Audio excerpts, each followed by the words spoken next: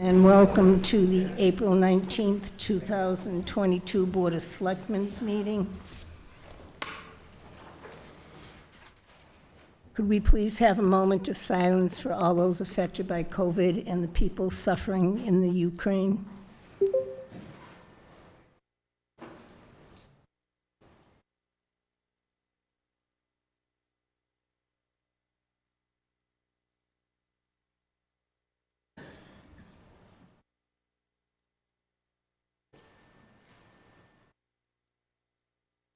Okay, thank you. We will have public service announcements and then reorganization of the board before we get to our agenda items. Ian, do you have any announcements? I do not. Case? I do not. Mary? No. James? Neither do I, so I will turn the meeting over to the town administrator for reorganization. Bob? So I understand we'll start with the chair and nominations for vice chair and Board of Selectmen clerk. So I'll open the floor for nominations for chair. I will. Nominate Mary Blanchard to be chair. Oh, you're going to do it? I'll nominate Mary Blanchard for chair. Thanks. I'll second. Any other nominations? All right, so we'll close for nominations and take a vote. All in favor? So I'll open the floor for nominations for vice chair. Okay, I'll nominate Chase. I'll second Mary's motion. Any further nominations? Okay, all in favor? Yep, that's fine. 5-0. I'll open the floor for nominations for Board of Selectmen clerk. I nominate Mary. I'll second that. I will third that. I'm not the vice chair anymore. I was happy to sit in the Hearing no last, other but nominations. I'll do that. I'll read the announcements for public hearings again. All in favor? And I do have another public service announcement. I'm sorry. I did it last week for everybody celebrating Easter, but I'll wish a happy Easter to all Orthodox Christians, including myself, people in the Ukraine, and everybody celebrating Holy Week and Easter. Right. Thanks. So I saw 5 hands up on the vote, so that's Yes. unanimous. Okay. Thank you for the Welcome. work, Bob, and thank the board for the confidence for the extra work. Okay, so on our agenda tonight, 6:35, we have a public hearing for Hamilton Rod and Gun Club for a change or alteration of premises. We have department reports from the Council on Aging.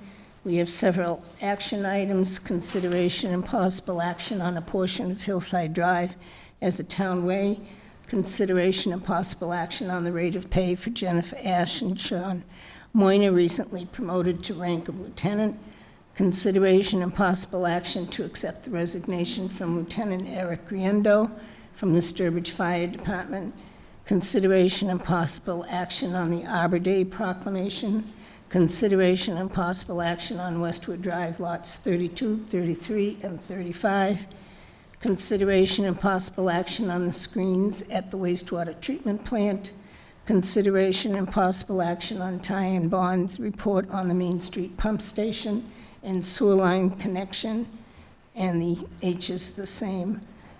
Consideration and possible action on sewer/water rates and connection fees, consideration and possible action on scheduling interviews for town administrator finalists, consideration and possible action on annual town warrant meeting articles, consideration and possible action on special town meeting warrant articles, old business, new business, correspondence, approval of minutes, citizens forum, and we do have a request for executive session. Okay, do we have anyone from Hamilton Rod and Gun Club?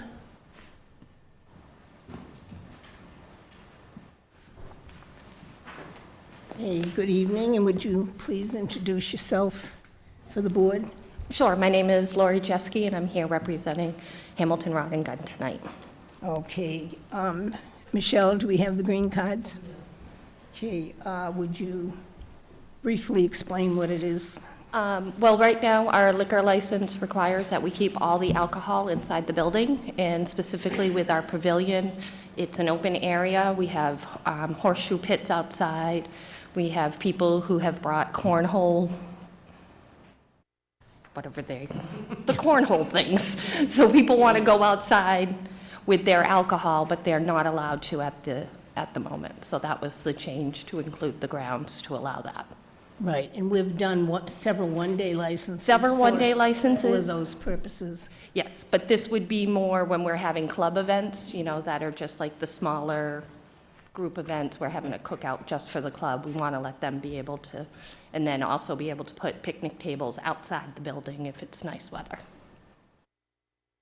Okay, any questions from the board? Comments? Sounds reasonable to me. Okay, it is a public hearing. Does anyone in the audience have a question or comment? Is there a motion to close the public hearing? So moved. Second? Discussion? All in favor? Okay, somebody want to make a motion on the request? I'll make a motion to approve the change in license request for the Hamilton Rod and Gun. Okay, is there a second? Seconded. Discussion? All in favor? Okay, you're all set. Thank you very much. Okay, Leslie said she may be running a little late, so we can go to the first one, the Hillside Drive. Bob, do you want to explain? Imagine you spoke to Jean about it. As you know, this was accepted at the last annual town meeting. However, we understand there was an issue with recording the layout. So we've spoken to council, and not only does this...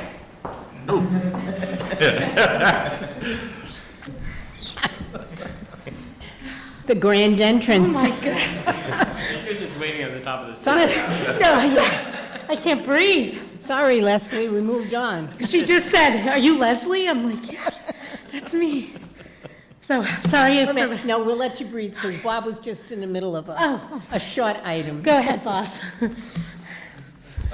So council has explained that not only does this have to go back on the town meeting warrant for acceptance, but the board also has to go through the layout process. The first step in the layout process would be for the board to vote its intent to lay out a portion of Hillside Drive and then refer this to the planning board. And so that's the motion that you have in your packet that will accomplish that. And then this will be referred to the planning board. They have 45 days, but I understand that they'll be taking care of this at their next meeting, which I believe is next week, and then it'll come back to the board, and then we'll arrange the layout hearing. Okay, any questions? Okay, somebody want to make a motion then to... You want a word for word to it? Yeah, to lay out. I move that the Board of Selectmen vote at its intention to lay out a portion of Hillside Drive as a town way, as shown in the layout plan entitled Town Street Acceptance Plan of Hillside Drive, laid out by the Selectmen, Town of Sturbridge, Worcester County, Commonwealth of Massachusetts, dated April 14, 2022, prepared by Joseph Levake, Levake Geomatics, Inc., 43 Glendale Road, Sturbridge, Mass., owned 518, and that the Board of Selectmen forward the layout petition and plan to the planning board for its comments and recommendations pursuant to GLC 4181G and 811. Is there a second? I'll second the motion. Discussion? All in favor? Okay, thank you. Okay, Leslie. Good evening. Sorry for the lateness. I'm going to hand these quickly out. This is just a bit of information that we're doing on town comment on the 27th. I don't know if everyone has seen it, but we tried to put it all over town so everyone can see. Yes, as a matter of fact, we announced this our last meeting, too. Oh, you did? Okay. So my report was pretty brief since we just got done doing the town report, and everyone kind of knows what we're doing there. So I just wanted to share with you this evening, our main focus is obviously getting some new programs into the center, in which we're working on that. Currently, our program coordinator has brought in caregiver support group, Parkinson's support group back. We're working with Overlook on these two programs. We brought in cornhole. I don't know if you're familiar with, we've been doing cornhole throughout COVID. What else have we brought in? I'm like all over the place. We just did actually today our second program with Bemis Farms. They came in and they're running senior programs throughout Massachusetts, through all the senior centers. So we're doing those at a low cost to the seniors. We started doing the second boosters. I don't know if everyone's hearing about that through town, but we've done probably a couple dozen appointments for older folks in town through Walgreens and CVS. We're bringing back speakers at the senior center. Medicare, banks, insurance companies come in, and they usually give their information to folks in town. But other than that, business as usual for us. Are you making the appointments for Yes, them? yes. So they can just call you and say they Yes. want an appointment, and Yes, you'll take care of it? Absolutely, yeah. Just like we did through the COVID shot, first shots, second shots, now we're on the third boosters. Do you have that on your website? Or We do not currently, but we can, and I will Have- ask yeah, Michelle to put on it the town. Yeah, she's been really good about that. So our big thing we want to get out in the community is the kickoff that we're having on the 27th. The reason so is because everybody is involved, anybody can be involved in that.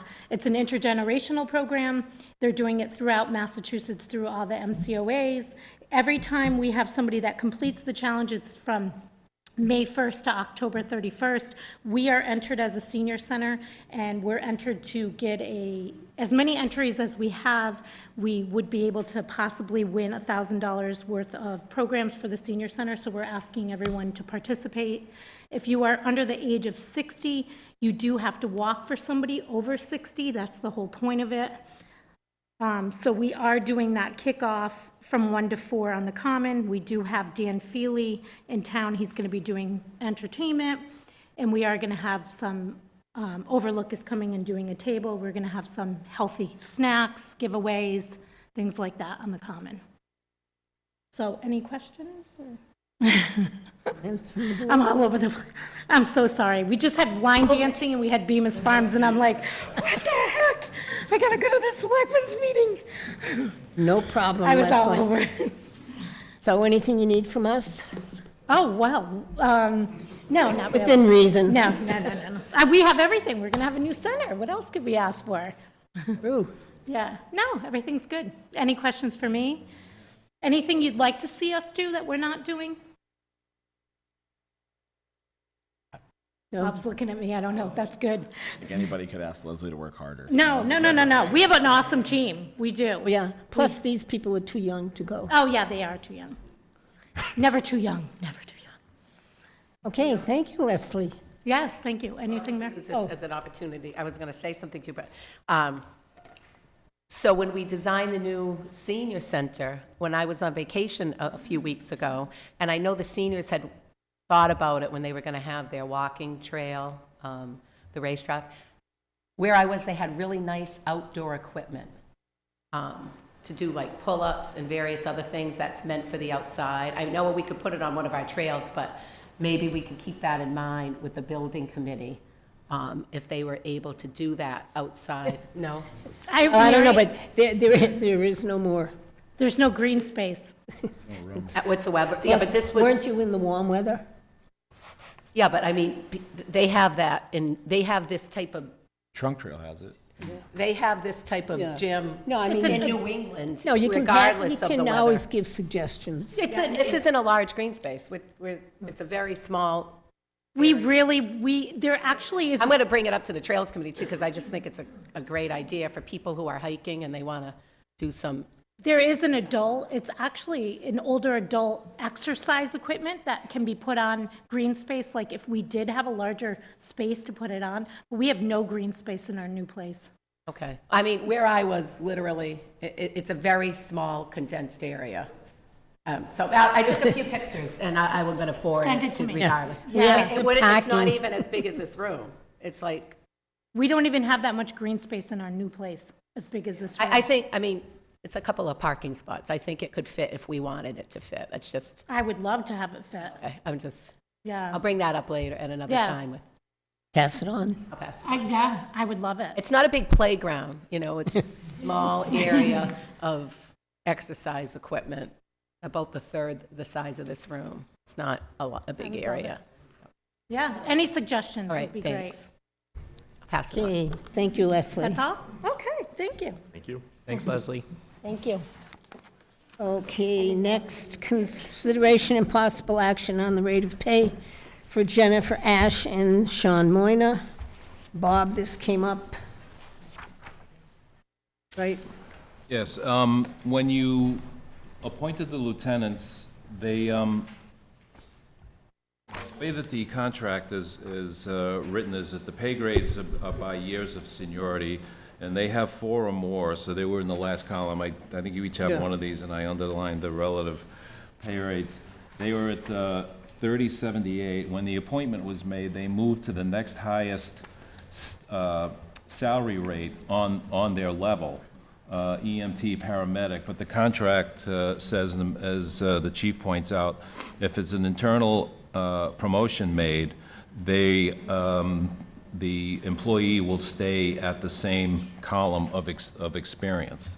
So that would be 3630 by the contract. So you had voted 3078 when it should be under the contract for their pay level and years of experience, 3630. Okay, any questions from the board on that? Okay, somebody then want to make a motion then to change the pay rate to the 3630 per contract? So moved. Second. Discussion? All in favor? Okay, thank you.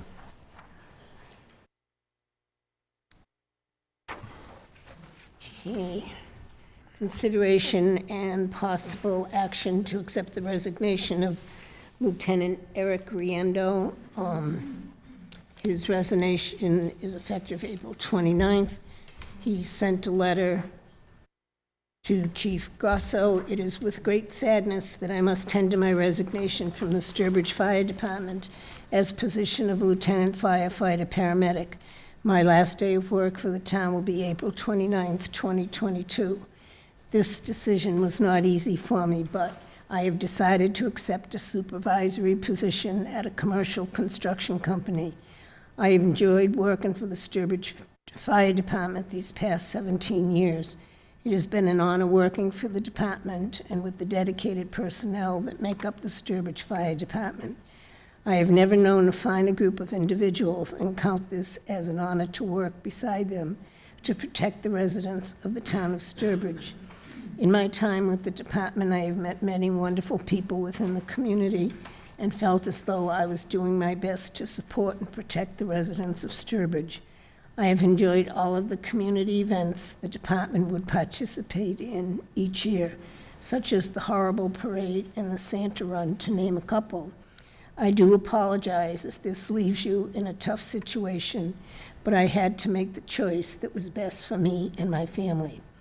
If you need to discuss this with me, gives the chief his number to call. Any comments? Okay, somebody want to make a motion? Oh, go ahead. You were going, Mayor? I was going to have a comment, but I'll wait until the motion's seconded. I'll make a motion to accept the resignation with regret and wish him the best of luck in future endeavor. Seconded. Okay, discussion, Mary? I just want to say, I think he's done a great job, and it's a big loss to the community, not having his service after 17 years, and I do wish him the best. God's blessing. Okay, all those in favor of the motion? Okay. Consideration and possible action on the Arbor Day proclamation. In 1872, Sterling Morton proposed to the Nebraska Board of Agriculture that a special day be set aside for the planting of trees, and whereas this holiday, called Arbor Day, was first observed with the planting of more than 1 million trees in Nebraska, and whereas Arbor Day is now observed throughout the nation and the world, and whereas trees can reduce the erosion of our precious topsoil by wind and water, cutting heat and cooling costs, moderate the temperature, clean the air, produce life-giving oxygen, and provide habitat for wild. And whereas trees are a renewable resource, giving us paper, wood for our homes, fuel for our fires, and countless other wood products. And whereas trees in our city increase property values, enhance the economic vitality of business areas, and beautify our community, And whereas trees, wherever they are planted, are a source of joy and spiritual renewal, therefore, we, the Board of Selectmen of the town of Sturbridge, do hereby proclaim Arbor Day in the town of Sturbridge, Massachusetts, and urge all citizens to celebrate Arbor Day and to support efforts to protect our trees and woodlands. And further, we urge all citizens to plant trees to gladden the heart and promote the well-being of this and future generations. Dated today. Okay, anybody want to make a motion then to sign the proclamation? So moved. I'll second that. Discussion? All in favor?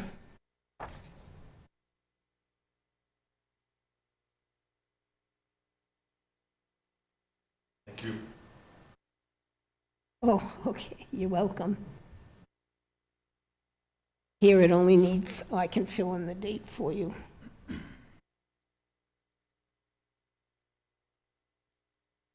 Still have the trees for the kids at school? Yes, and I think this year we'll be able to Go in and, go into the school. I haven't tied down a date yet, but the trees have been ordered, and I'm looking forward to it. Tom has offered to come in, because this will be my first go-through with the classroom, has offered to come back, and as well as helping me with the annual application for the, yeah, it's a great thing. We have, with our 4 children that went through Burgess, they all got them, but we only have one tree now. It must be 20 feet tall. It's a, and this application, you're not 34th in a row. oh, wow. Just received and we're approved for our 33rd, so this will be our 34th for next year, so thank you. Okay, thank you. Here's the proclamation.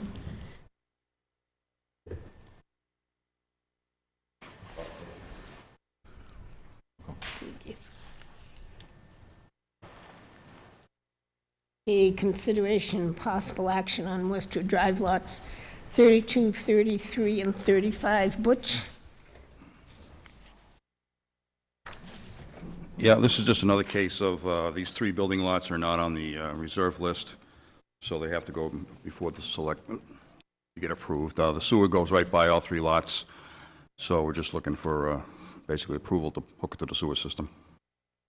Okay, now, they don't have any betterments, but they'll have the sewer privilege fee, right? I'm not sure about the betterments, but if they haven't paid it, they'll have to pay the privilege fee. Yeah, well, if the sewer didn't go by it, they didn't have a betterment. There is sewer by them. Oh, Yeah, there is sewer in the street on Westwood Drive. well, they still have to, Yeah, we'll check with Ann, and if they haven't paid betterment, then we'll get them for the privilege fee. what about water? Water's right by there too, so it's a home run. Yeah, it's a lot of money, hookup. Actually, I don't know if there's town water up that far, actually, but I know the sewer is. He's nodding. There I think, is. Jane is. She's nodding. okay, Shane knows. Okay, any questions from the board then? Someone want to make a motion then approving the sewer hookup for these 3 lots?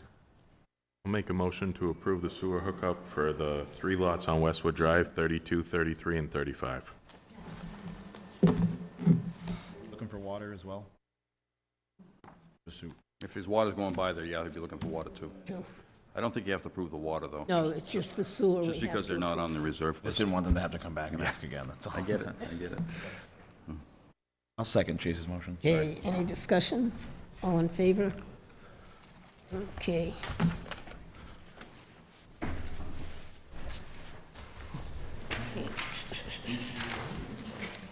Okay, consideration and possible action on the screens at the wastewater treatment plant. Shane?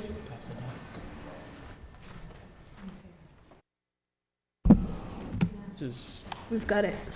Good evening, how you doing?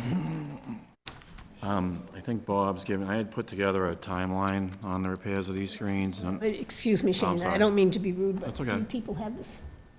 Yep. No. yeah, I'm sorry. Yeah. So I included that timeline with the regular operations report. Okay, now, what exactly are you asking for? Well, right, so the screen number 2 was, they had a major mechanical failure. And these are big pieces of equipment that sit and they remove 4 to 6 yards of screenings a week. It's 10 years old. It had 28,000 hours on it. It's submersed in the wastewater 24/7.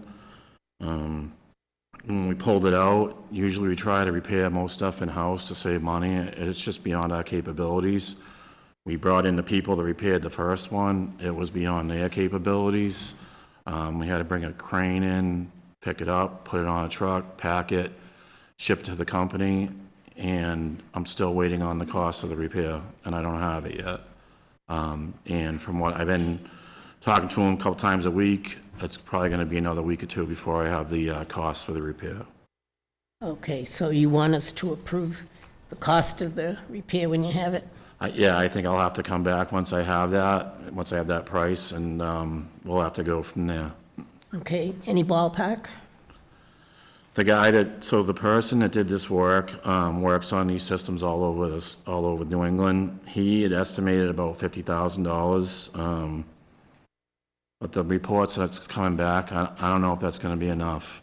But honestly, until I see the report from the company, I'm not gonna know. I did go ahead and ask what the cost of a new one was, because obviously I want to compare repairing a piece of 10-year-old equipment, and we're gonna have to repair the old one. A new one's $200,000. So this is all stainless steel, I had Butch there this morning. It's in a corrosive environment.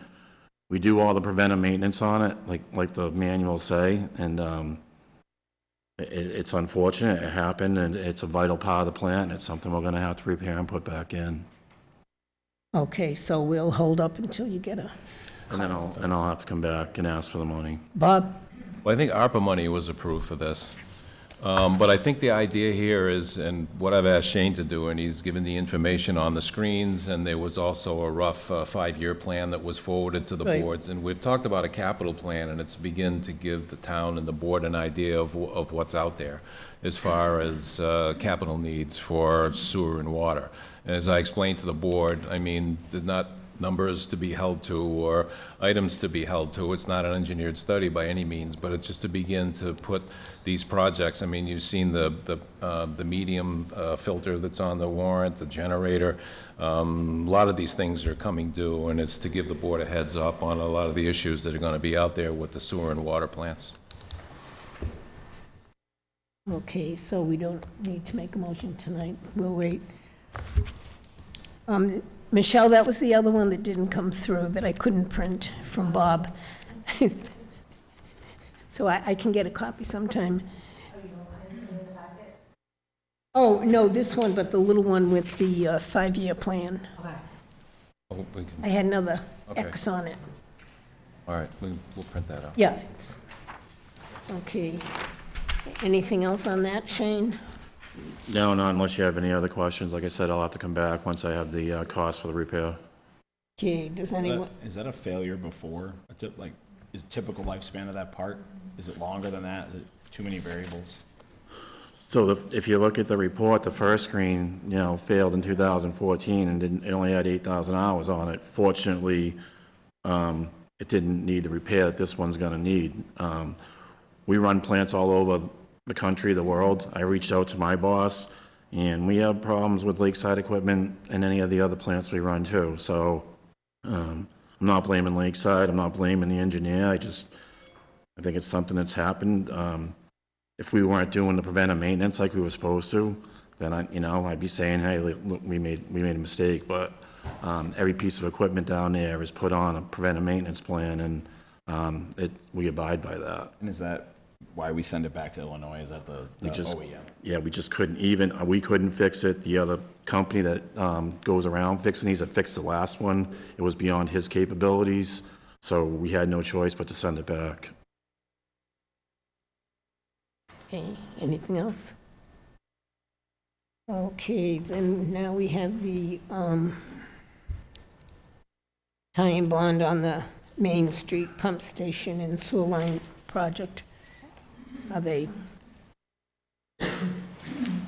Well, as you know, we've had a 25-year agreement with Southbridge, which expires this January. At the last annual town meeting, the town approved money for a feasibility study on moving forward with this project. We've met with Tig and Bond once or twice on the rate study and roughly on this, but I think with the imminent expiration of the agreement, and as you know, it's a complicated subject with a lot of moving parts here, and not to mention Southbridge and where Southbridge is heading with this in the next few years. I mean, somewhat it's a meeting that's overdue as far as deciding what the town's future is going to be with Southbridge in this project. So the intent was to have Tig and Bond here to give the board an update on the project and where it stands, and to help fill in some of the blanks, and to help the board make a decision on how you want to pursue this.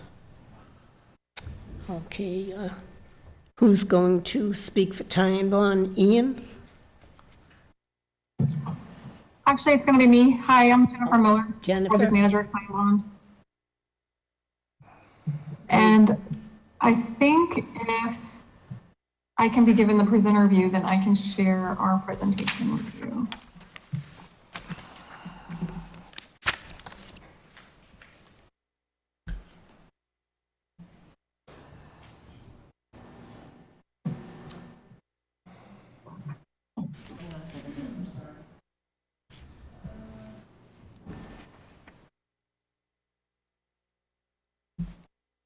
Okay, you should be over. Here it is.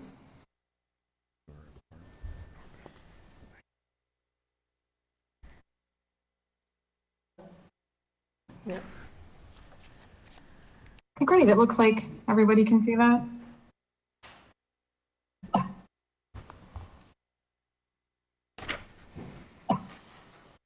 Okay, so I'm going to be presenting today on the Main Street Pump Station and Force Main project we've been looking at for the town. And once again, my name is Jennifer Miller. I'm a project manager at Ty and Bond. Thanks so much for letting us do this virtually. Really helps out. Today, I'm going to describe to you the project background and then the components of design and construction project that we're looking at, the permitting hurdles that we have to go through to construct this project, and then planning level construction costs, a project timeline for different scenarios for funding paths. And then Bob Reed had also asked us to pull together a little bit of information on sewer connection fees, regional sewer connection fees. So we've looked at a few towns around the area, and I have one slide that I can kind of show you what we found for those towns. So there are sewers on Main Street on 131 between Sturbridge and Southbridge that flow to Southbridge. The cutoff line for that is just south of Shepherd Road, right here. So the connections to the sewer main right here flow to Southbridge. And this sewer discharge is allowed under the intermunicipal agreement. And the cost right now for the IMA to Sturbridge are about $2,000 per year. And the IMA is nearing the renewal date. And I know the town has been in negotiations with Southbridge for the past few months or even longer than that. There's also an upcoming capital project cost to maintain the infrastructure as part of the IMA that Southbridge is requesting, and that's about $250,000 cost to Sturbridge.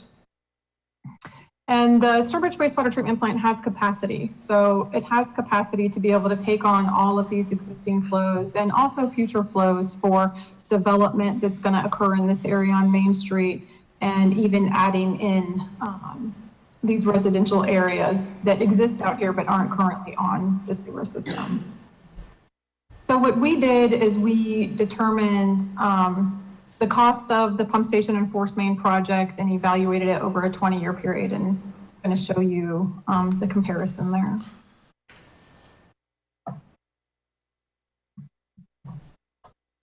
So the project components includes constructing a pump station near the town line. So it would be at 7 Main Street, and would construct a pump station that then would pump all the sewer flows back to the high point on Main Street, and then the sewer flows would gravity flow down to Hobbsbrook Pump Station, where it would be pumped to the wastewater treatment plant. And currently, the area that flows tributary to Southbridge is right here. This is the area that's connected to the system. This is about the cutoff line for what goes this way and what flow actually goes this way to Hobbsbrook. And as I said earlier, these are residential areas that could be added to the Sturbridge system in the future. So the project would include about 6,000 linear feet of 6-inch force main going up to the high point of Main Street. And then because of the additional flow, there would need to be some increases in pump size at Hobbsbrook Station and also an electrical upgrade to go with those pump size increases. And with the additional flow, there are also some sections of gravity pipe that would need to be included for future development. And we're proposing that those would be included in this project as well. So that would be about 450 linear foot of existing gravity main that just needs to be upsized.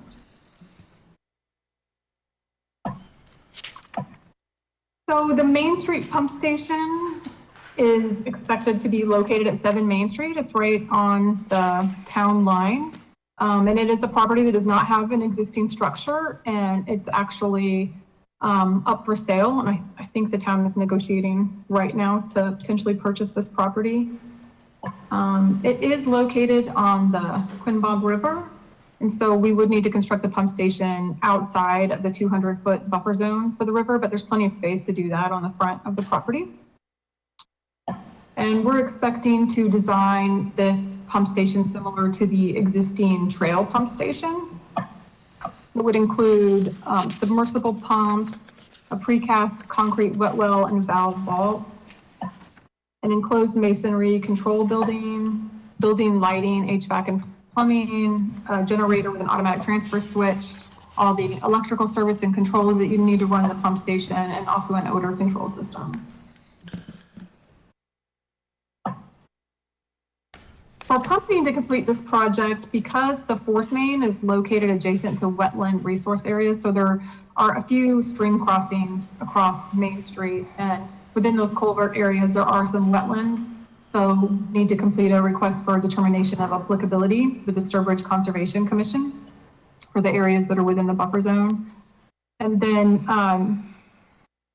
other pretty standard stuff, we'd need to work with the EPA. We'd have to complete a stormwater pollution prevention plan and just provide a notice of intent for a construction general permit.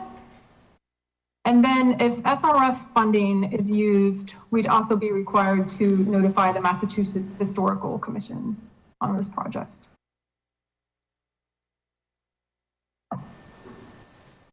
This slide shows the planning level estimated construction costs for the project.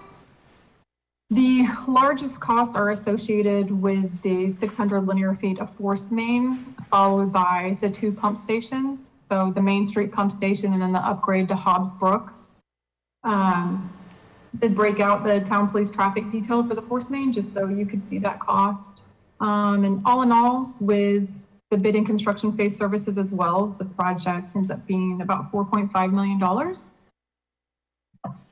And when we look at this over a 20-year time period with the cost of money and looking at the Southbridge IMA, it's going to be about total of $5.5 million for the Southbridge IMA.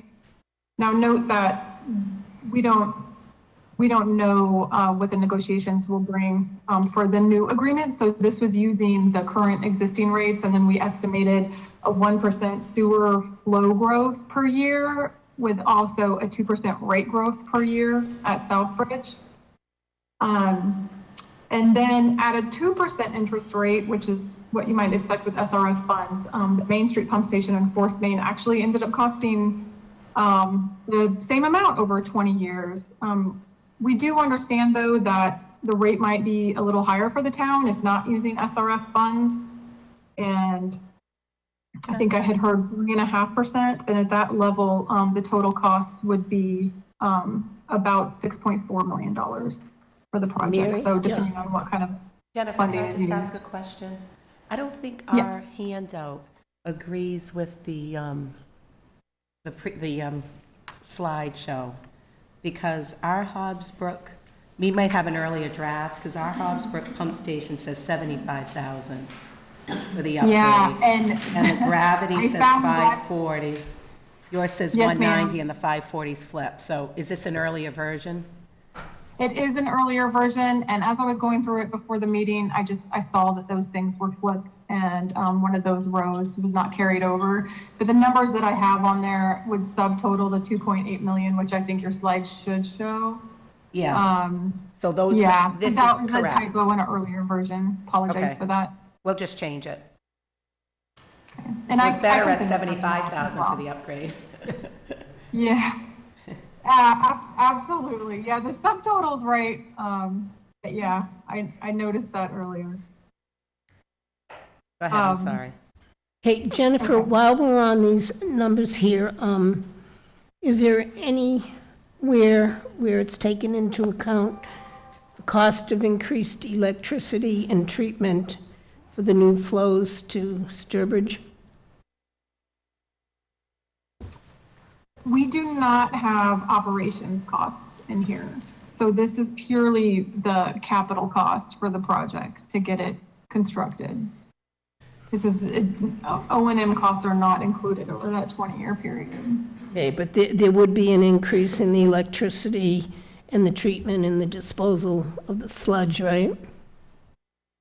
At the wastewater treatment plant? Yes. Yeah, I mean, there definitely will be some associated costs with that. You'll, also be getting that money from the ratepayers, instead of it going to Southbridge, but yeah, it will be. And I'm not sure what the percentage of flow is of total.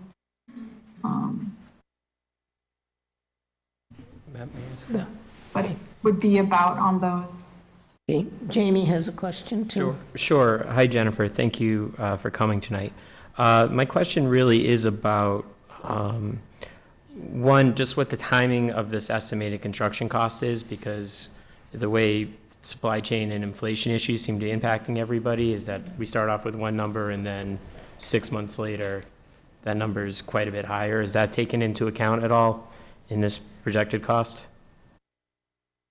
Well, I will say that we do have a pretty hefty planning level contingency on there right now, and costs are pretty volatile right now as far as escalation, but we have not included additional escalation on top of this. We've assumed that the contingency would take care of that. Okay. And again, what's the timing of this? What you're estimating this construction cost within a projected start date of what? That's the next page. We have a timeline, I think, on the next slide. So if I can get through this real quick, I'll get you to that timeline and we can talk about schedule. Yeah, sorry about that.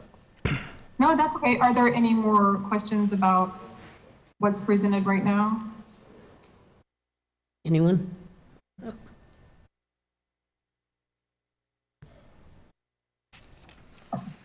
Okay, and then I know Bob and Butch and Shane were asking about what else we would need to continue this project if it were to go forward. And there are some other design services that were not originally included in our contract, which would be about $25,000. And then with the bid and construction phase to move forward, the total amendment would be about $445,000. And that includes everything: bid phase services, construction, admin and observation, and post-construction services such as warranty services and record drawings. I think our next slide is the timeline. So if you were to pursue a local funding path for the project, then the project would go a little faster because you wouldn't have to go through all the approvals. And we could initiate the final design this month and complete the design and initiate bidding in July of this year, potentially open bids in August, and then issue a notice to proceed in September. And then we think it'll be about a year to complete the construction project. If the town ends up pursuing SRF funding, it's definitely lengthens the project quite a bit. The project evaluation form would be submitted to Mass DEP in August of 2022, and then an intended use plan would be submitted in March 2023. So the following year, you would find out if you got approval for those SRF funds. And then the actual approval to bid would come about 6 months later, estimating that about October 2023. You could open bids that next month and then issue a notice to proceed at the end of next year. And then the project may take a year to a year and a half to complete. Estimate that it could definitely be done by May of 2025.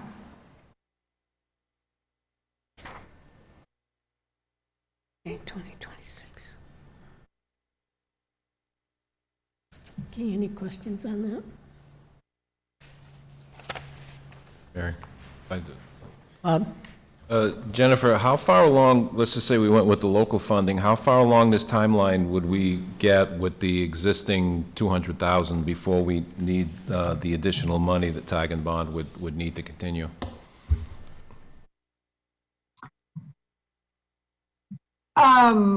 We would need the construction and bid phase services money around July. And then to complete the additional design that we need to do up front, we'd need that before July. So you'd need So additional, it'd be in the next. you'd need additional funds just to complete the design phase? Yes, there was not originally included geotech and structural services. I think it was envisioned that there was not going to be a building for the pump station. And so we're going to need to do a boring on that property and actually do some foundation design. That was not included in our original contract. Okay, thank you. Cool. Can you just repeat that? The design for the actual pump station was not part of the original contract? Is that what you said? No, the pump station was, but there's different types of pump stations that you can design, and some of them don't have like enclosed masonry buildings. They're more open in the air. And so the original, I think, concept did not have a masonry building, which would need a foundation.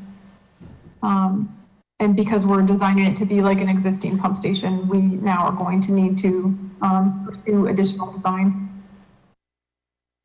Does it matter which kind we had, masonry or not? I mean, you know what I'm asking? Why is it preferable? Why did the original contract not call for it? Did we decide that we needed a structure with a foundation and a mason? I don't know why the change. I just refresh my recollection. Ian, do you want to comment on the history there? Yeah, sure. So we started out, I believe, in our proposal, assuming that it would be what's called a submersible pump station. So the pumps sit in a vault below grade, and all the valving does, and then, excuse me, and then the controls would simply be in kind of like what you see as a traffic control box at a stoplight. You know, it's kind of a big metal enclosure. After doing a walk around with the town's operator and others, we heard that it was preferential to put those controls in a building because it gets cold in the winter and it's easier to maintain them if they're inside. And it's a lot more convenient for operators and makes things better to run in the long run. So we added this building. It's a precast building. It sits on a slab on grade, but it is subject to mass building code, and just given a little bit of unknowns about the site, we really need to put in this boring to figure out what the subgrade looks like and make sure that it'll support the structure without settling. Does that answer your question? Yeah, I don't think it came, so that was with you, Shane, right? It didn't come to us. No, so what we did was, when we were asked what we wanted for a pump, we mimicked it after the pump station that's out on Route 148, the Trail Road Pump Station. And the reason we asked for that pump station is that pump station, since I've been here, we've never had any issues with it. We have to change the oil on the pumps. Besides that, there's never been any issues. All the controls are inside, the generator's inside, which keeps the rodents and stuff out. So the thought process was, well, we have this one, it runs great. We want the same thing because we want something that's gonna work. And that's how we got to this. Hey, Shane, how old is the trail pump station compared to the others? I'd have to go back and look, but I think it was put in 2003. And what about the others? Do you know offhand? Again, I'd have to go back and look, but, So what's the difference in price when we, that I couldn't, that would be something that would have to come from them. Jenny, do you know what the cost of the precast building was, just to kind of take a swag at it? Oh, Or Kayla, maybe you have it handy.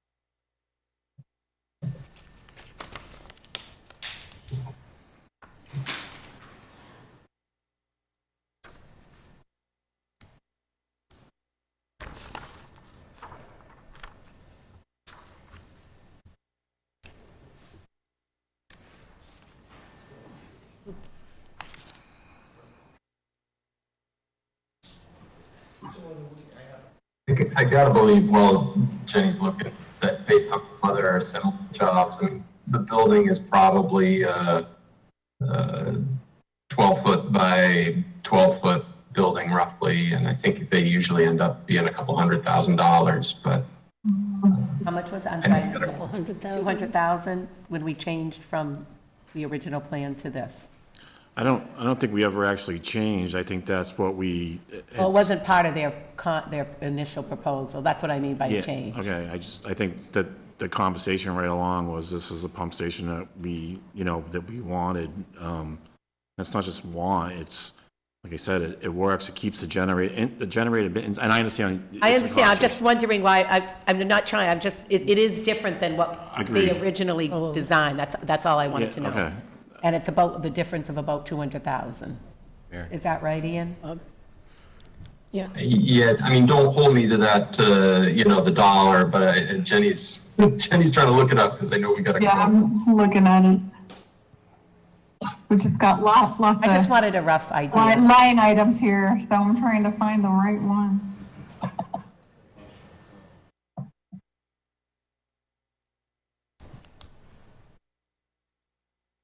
The gist of it is that you're spending all this money on pumps and equipment. To Oh, spend here on it is. more to protect it. Yeah, is for gonna- the, With something that we know works. and this is just a line item cost, so it doesn't have all the contingency and items, contractor costs and all that built in, but it's about $60,000, so let's say with that, Ian, you're right, it's probably about 100,000. Okay. And then there's I just wanted to know, foundations and stuff to go with that as And well. just, the other thought was security. It's right on Main Street. If it's in a building, it'll be alarmed, where if everything's outside, then it's subject to vandalism. That was the other thought process too. Okay, we have a question from the chairman of the Finance Committee, Kevin. Seeking a clarification, you can see it better than I can. On the paperwork we were given, it says for the SRF funding path, it has a completion date of May 2026, but I believe she said 5 in the present, when she just spoke. Yeah, so that's something that I fixed earlier as well. So it is 25. It is 25. Thank you. You're welcome.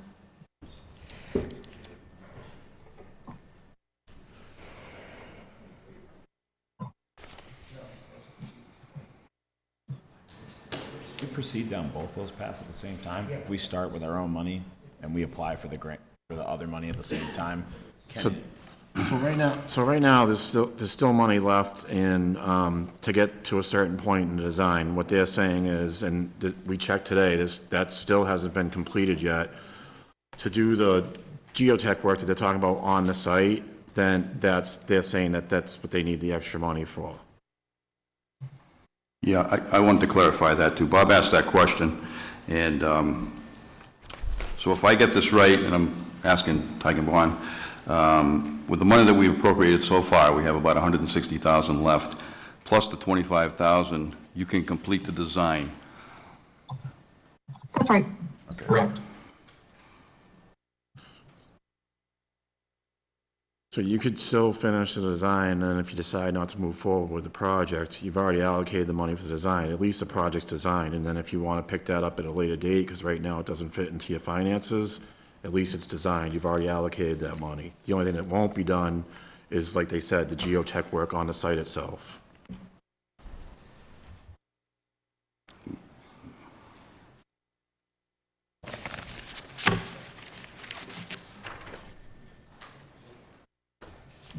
So it's 185,000 to complete the design?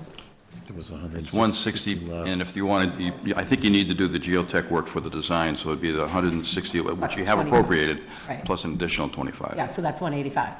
Yeah, right. Yep, sorry. That's all right.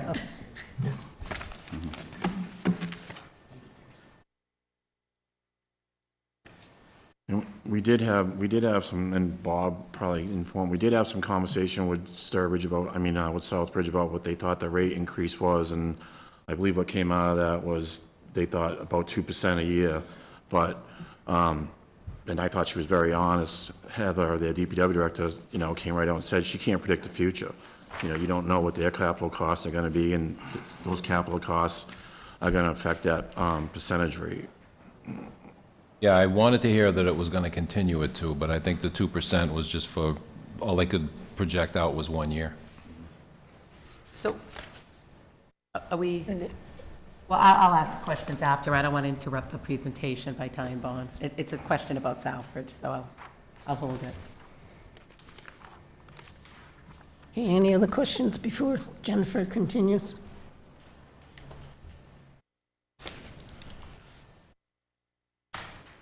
Okay, Jennifer?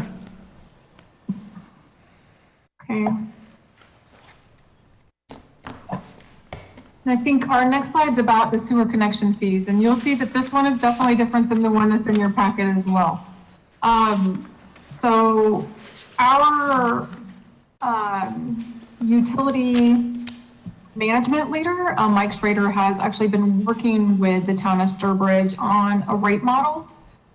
So I discussed some of this with him earlier, and that's why I changed some of the slide. But he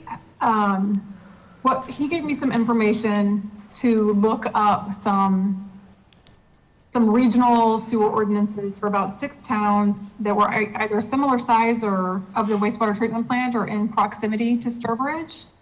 And what we found when we looked at their sewer ordinances and all of their sewer connection fees is that there's really a wide range of sewer connection costs.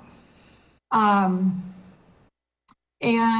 when I talked to Mike Schrader, he said that, it could be, because some of these aren't really based on actual costs, to connect. But there were a wide range of residential connection fees, and we only found one really call out for an industrial connection fee. But some of them added on dollars per square foot to their charge for industrial connection fees or additional charges if it was over a certain flow rate. We also found some towns had initial one-time I&I fees to connect to the sewer systems, and then betterment fees that were based on actual infrastructure needed to connect. For Sturbridge, we would recommend that if you're reevaluating your connection fees, that, it's based on the actual value of system components. So if you have existing infrastructure that someone's connecting to and upgrades aren't needed, then a buy-in approach would be taken to where someone kind of buys into that system that's already existing. And kind of repays for part of it. And then if you needed new infrastructure, then that would be a facility growth approach where you really look at more like the betterment fees and what's actually needed to connect. So this might be like something for like a strip mall or something like that. And our Sturbridge rate model that we have developed can evaluate these impacts. So we have a lot of existing information where we could help Sturbridge look at these nuances and evaluate, a sewer connection fee that's both justifiable and defendable. That's definitely something that Mike Schrader can look at for you. And I know he's been working with Butch on user rates. So I'm not sure where you fall into this, but we did find just a wide range. Yeah, I'm not sure who would answer this, but if this goes to fruition, what about the people on Fisk Hill who have already paid betterment on their sewers? I don't understand the question. Well, they've already paid a betterment on the sewers, but now their flow won't be going like it was going. It's going to be coming down and... Well, the betterment was for the construction of the line in front of everyone's house, which went in. Right. Which they paid for, so that stays. Right. So all they'll be doing is paying the rates, but they'll be paying, actually, they pay now to Sturbridge. Nothing will really change, except Barbara won't be sending a check to Southbridge. She'll be keeping it here. Okay.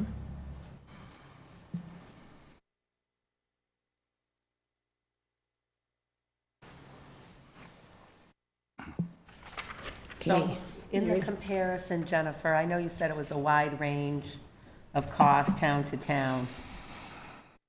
Do you actually have where Sturbridge is in terms of that, or is this the only slide we have on that? This is the only slide we have on that. We were really kind of making it a little more high level. Bob said you were interested in just kind of seeing what the other towns were at. Okay. I put in a small rate study that we did. I don't know if you got it in your packet or not, but I put together a spreadsheet for 6 towns in the area.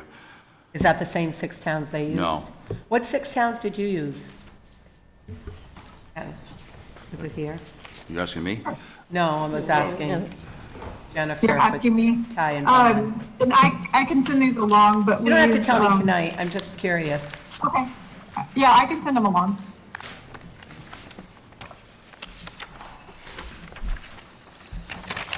Butch, by your rate study, where do we lie as far as? We are low, quite a bit low, but, and I gave you recommendations which are more of a average on the high side, but not, they certainly could go higher. But I did Sturbridge, Spencer, Leicester, Webster, Auburn, and Southbridge. And we are very low on our water connection fees, and sewer connection, we're probably the lowest. So we definitely can raise those comfortably without certainly being out of the ballpark. We don't have those, the Make a copy. paper Butch is talking about.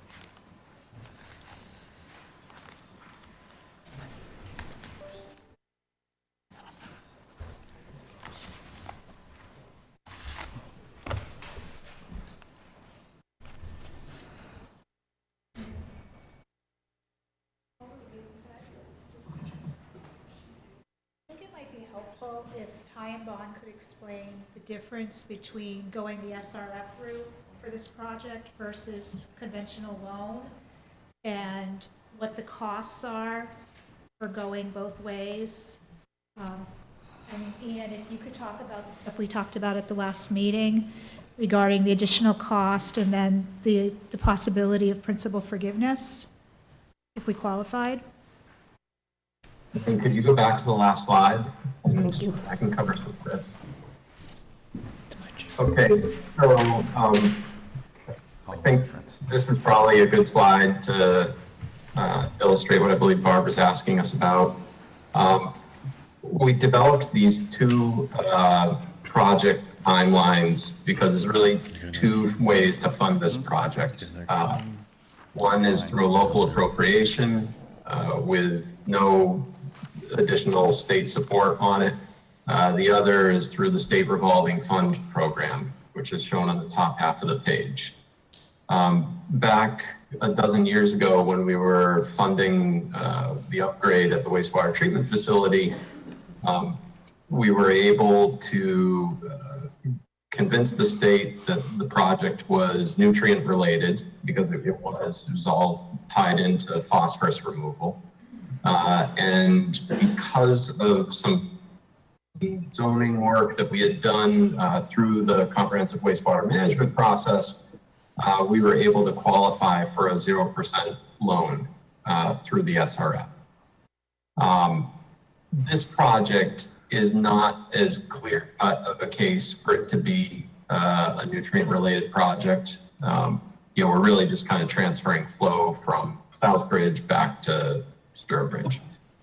So we believe that because of that, we would only qualify for a 2% loan if we were to go through SRF. Now, there is principal forgiveness, and while it changes from year to year, there is a lot of buzz in the industry about how infrastructure bill money is ultimately going to trickle down into projects like this. And the consensus is, and the guidance from Mass DP is that it is going to be funneled through the state revolving fund loan program. A lot of the principal forgiveness that you get on a project like this is based on adjusted per capita income in your community versus the average state. So in Sturbridge's case, you guys are like 90-something%, maybe 93% of the adjusted per capita income average. So because of that, it would appear that if you were on the list this year, you would qualify for probably about 3.3% of principal forgiveness, which is good. It's not nothing, but other towns that are in worse shape financially can get a substantially higher percentage, maybe up to close to 10% of principal forgiveness. So that was kind of why we ran these two scenarios. The SRF funding pathway here, it takes a lot longer to implement because you got to wait for the state to review your project, put you on an intended use plan based on that scoring, which isn't a sure thing. And then, once you're on that list, you need to get a town meeting vote showing that you have the money, and then you need to get approval to bid and ultimately construct the thing. And that's why that pathway stretches you out to May 2025 or thereabouts. One of the board members asked about, when is this estimate based on? And, I think what we've done is we generally, as a rule of thumb, we try to project estimates to the midpoint of construction. And we've probably done that in this instance, looking at the schedule on the bottom half of the page, which is the local funding pathway. There is a lot of volatility in the market, as Jenny mentioned, and there's been a pretty substantial cost increase over the last couple of years. But as we look out across the landscape of other projects in the area and the amount of federal funding that's kind of pouring into infrastructure right now, I don't see, a lot of those cost pressures letting up and having some type of dramatic decrease in construction costs. So from that regard, building sooner is probably a lower cost alternative. Barbara, did that answer your question or provide a little more color on it? Ian, how confident are you that we would qualify for a 2% loan? Is that like a guesstimate or?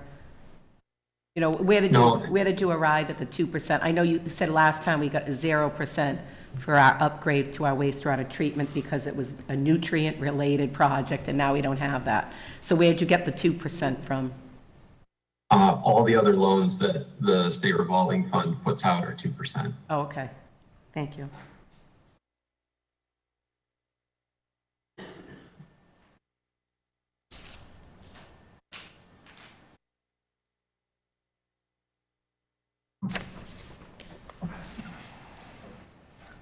We know with the length of state funding, like how long will we have a repayment in front of us? 2%. From the state? Yeah, if we would do that, we would be able to issue based on our requirements, if we did local funding, with the state funding, how long is our repayment period? Ian, did you hear the question? Jennifer? No, I apologize. It was a little garbled on my end. The question was, what is the timeline on paying back state funding loan? You can do it over 20 or 30 years. Okay. Does that answer your question, Kevin?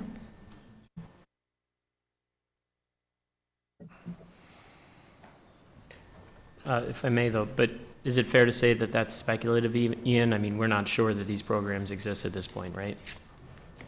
No, the state revolving fund is issued annually. The program is funded every year.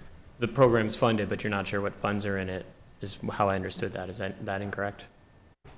Well, I guess yes, what happens is it's funded every year, and how much funding goes into the program determines how many projects they do fund. Okay, so I don't know what the number is this year. I could probably dig it up with a little more time, but usually there's, let's say, 200 projects that submit, and you have to complete a lengthy questionnaire and project description when you submit for the funding. All of that goes into some grading rubric that the state maintains, and they rank everybody. And they ultimately say, we have X $100 million, and we can fund projects 1 through 58, but we have 100 projects. So there's some people who, yes, don't get funded based on their score. So there's some risk that you don't get onto the list that way.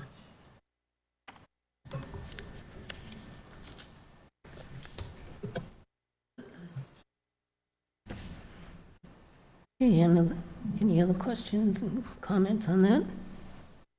I have comments more broadly, but I'm not sure that this is the... Well, we can let Jennifer finish her. Okay, Jennifer?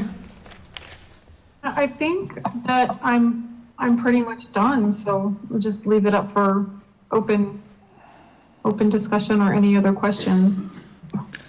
Hey, are there any other questions first? Mary? I do. Back, Jennifer, on your very first slide, you said capital to Southbridge, well, what we're paying right now is $200,000. And then I thought it said, yeah, IMA, Southbridge capital project cost to maintain the IMA, $250,000. How do we arrive at that? I mean, the board hasn't seen absolutely anything in writing from Southbridge at all.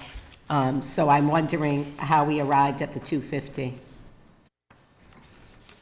I'm gonna have to defer to Butch or Bob maybe on that one, but that's a number that we were giving that we had heard was being thrown out in the Southbridge negotiations. Thank you. So you were given that figure from the town. You didn't arrive at that figure on that slide. Is that right? That's right. I can answer that for you. Okay, Shane? So when we originally started having conversations with Southbridge back when Jeff was here, they told us that we would have to invest $250,000 in their infrastructure. The last conversation that we had with them a couple weeks ago with Bob was that wasn't going to be true, that we wouldn't be responsible for that 250,000, that any share of our capital will be built into the percentage increase over the next few years. Okay, so that's kind of a big, It's a bit, you're a right. big difference, so Right. I didn't know if it came from Ty and Bond or it came, so our numbers with Southbridge, this has nothing to do with your analysis. Right. Are extremely fluid, and we really have nothing to go by, you know, I just don't, No, they're just conversations. yeah, they're just conversations, which, that's all it's worth, really, is a conversation.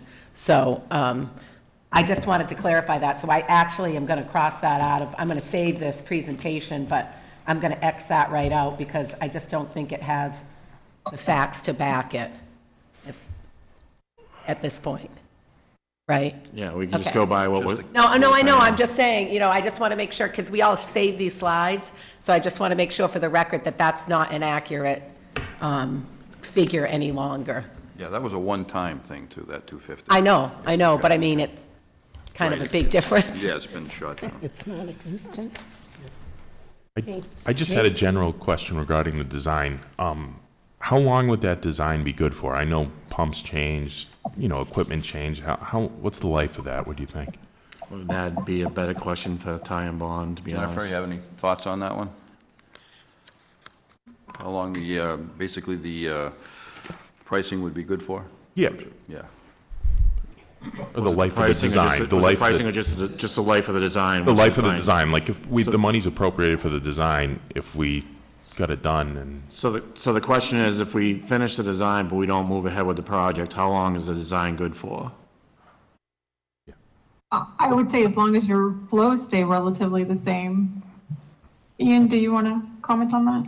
I just wanted to point out that a lot of flows are based on planning numbers that we developed as part of a 20-year planning study. And we've revisited those, through this project. So I would expect that, you're not gonna, the design is fine for the next 20 years or so. It really all comes down to a question of growth within this part of town.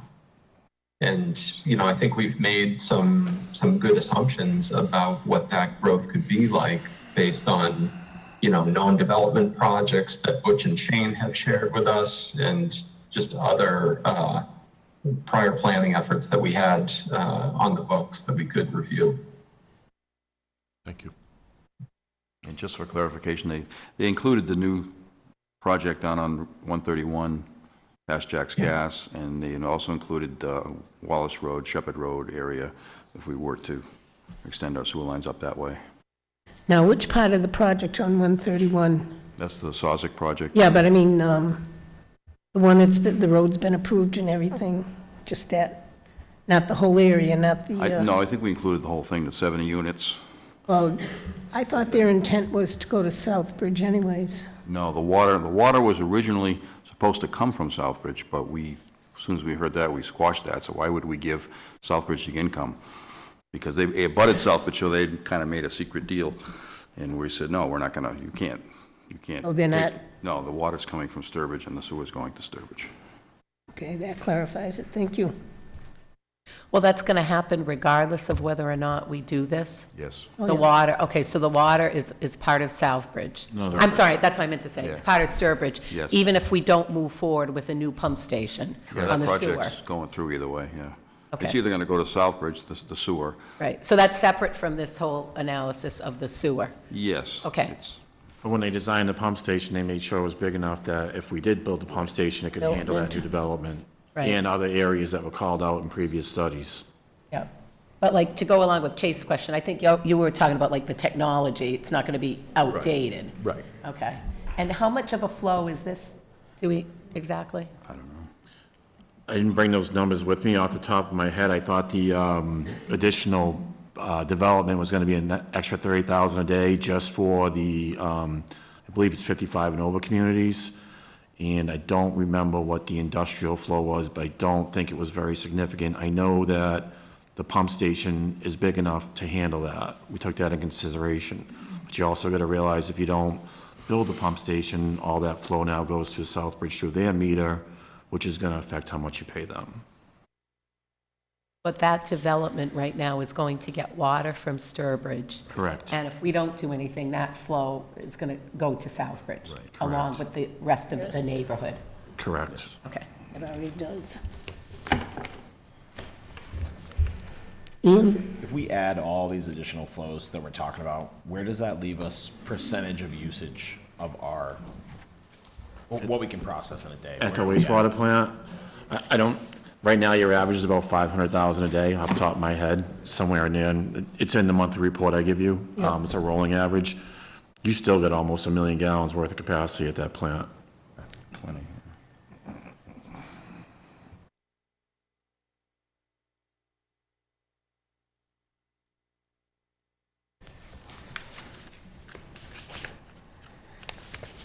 I have some comments, Madam Chair. if that's Okay, comments? Jamie? Yeah, so, first of all, thank you for everybody from Time Bomb, Butch and Shane for coming. I think this is kind of all out of order. Either way, we have to, for at least the short term, medium term, or long term, we have to negotiate with Southbridge over our rates. That process should have already occurred, or we should already have those numbers. So, and I don't think that that's anybody in this room's fault. I think that's probably more a Jeff leaving kind of a timing issue. But it would seem to me that the first thing we need to do, and we probably needed to do it 6 months ago, is, well, in this case, I would probably hire counsel to negotiate with Southbridge, just so we can get everything pushed to position all the way before we start making 4.5, which in my head means $6 million cap investments that don't even include operating costs. We don't even have the information to make a decision on any of this or vote tonight. It's just, it makes sense. Yeah. There's a perspective here. There's a point that makes sense, but Yeah, I don't think the intent was that we would take a final vote tonight. Was it, Bob? Well, No. No, without all the The information. intent was to give the board as much information as information. possible, and if, you know, as you go along, you may need more information, and Right, we I can mean, provide that. certainly we need to finish the design, which we've already appropriated sure. money for. But I still think that that's even, seems like step B to me, because I don't, without knowing what we're doing, what the cost of Southbridge is for the next year, second year, 5th year, 10-year, whatever down the road, I kind of just don't know what we're doing here, to be honest, and that's not anybody's fault, Not honestly. alone. but that's all. I just want to echo Jamie's sentiments on this, because great presentation, but I feel like we have apples to think about, and I don't have the orange, like, I don't have any basis to compare if this is a good direction to go in, because we have no knowledge whatsoever of what we're going to continue to have to pay Southbridge if we were to choose that route. And so, I agree. I mean, we need some firm numbers Concrete numbers. from Southbridge, you know, because I'm not at all, and then I'm glad to hear that that wasn't Bob's intent, because when I looked at this, it said consideration and possible action on the Main Street pump station, and action to me means, you know, you take some motions, and I'm not at all in a position tonight to do so. And we have to have somebody spend Well, I a fair think amount that of was- time yeah, with That was just Southbridge. there just in case. Yeah, no, I mean, you know, is it going to be another, are they going to offer us a 25-year deal? Do we only want a 5-year deal or a 10-year to think about this in the future? We may not want to go another 25 years, or we may. So this presentation is all well and good, but I think that we need, at this point, to turn our attention to We need the other side of the Southbridge. coin. Yeah, Chase? we really do. My question was, do you think Southbridge would negotiate a short-term deal while we figure this out? Yes, I mean, on Southbridge, I mean, you all appreciate that this is the busiest time of year for communities, and the answer that we can't make Southbridge meet with us, when we contacted Southbridge, we just had to react to their dates. I mean, I think we wanted to start this process back in January or February, or, you know, I'm sure It was way before that. It was when Jeff was still here. We were trying to. even before I was here. I mean, I contacted the manager in Southbridge last week about beginning negotiations on a renewal of the agreement, and he said, well, you know, we can meet sometime in May. That's, you know, the way it's been. They did mention at the last meeting that we had that they would be open to a yearly an annual renewal, which is provided, it's mentioned in the agreement. Whether we want to entertain something longer term than that, and that would be part of the discussions that we would have here and be part of the negotiations. I guess it all depends on what you envision as the timeline for this project and what kind of an agreement we would need to get us through that timeline. But they are open to renegotiating. I mean, they're not, I just get the feeling that they're not going to give us any more information as far as rates than they've given us. They've given us 2% for next year, and I just don't think they're going to box themselves in for lack of a better term. Yeah. But I mean, but I mean, we really haven't sat down and talked with them to know. Because, I mean, it's two questions. One, what's a short-term bridge if we move forward with this, which is a whole separate conversation?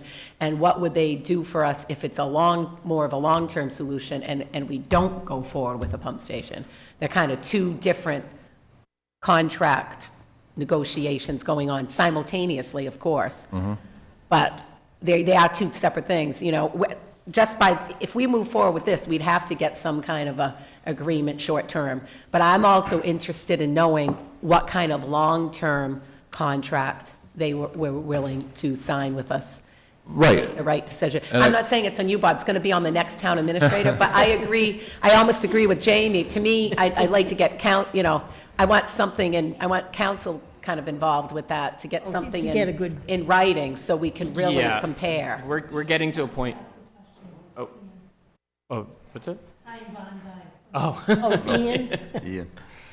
Yeah, if I may, I just wanted to point out that, I think it's great to generate some type of long-term agreement with them, but they have an awful lot of unknowns as well. I mean, Shane probably knows from his counterpart at Veolia at their plant that they have a lot of work that they need to do at their facility.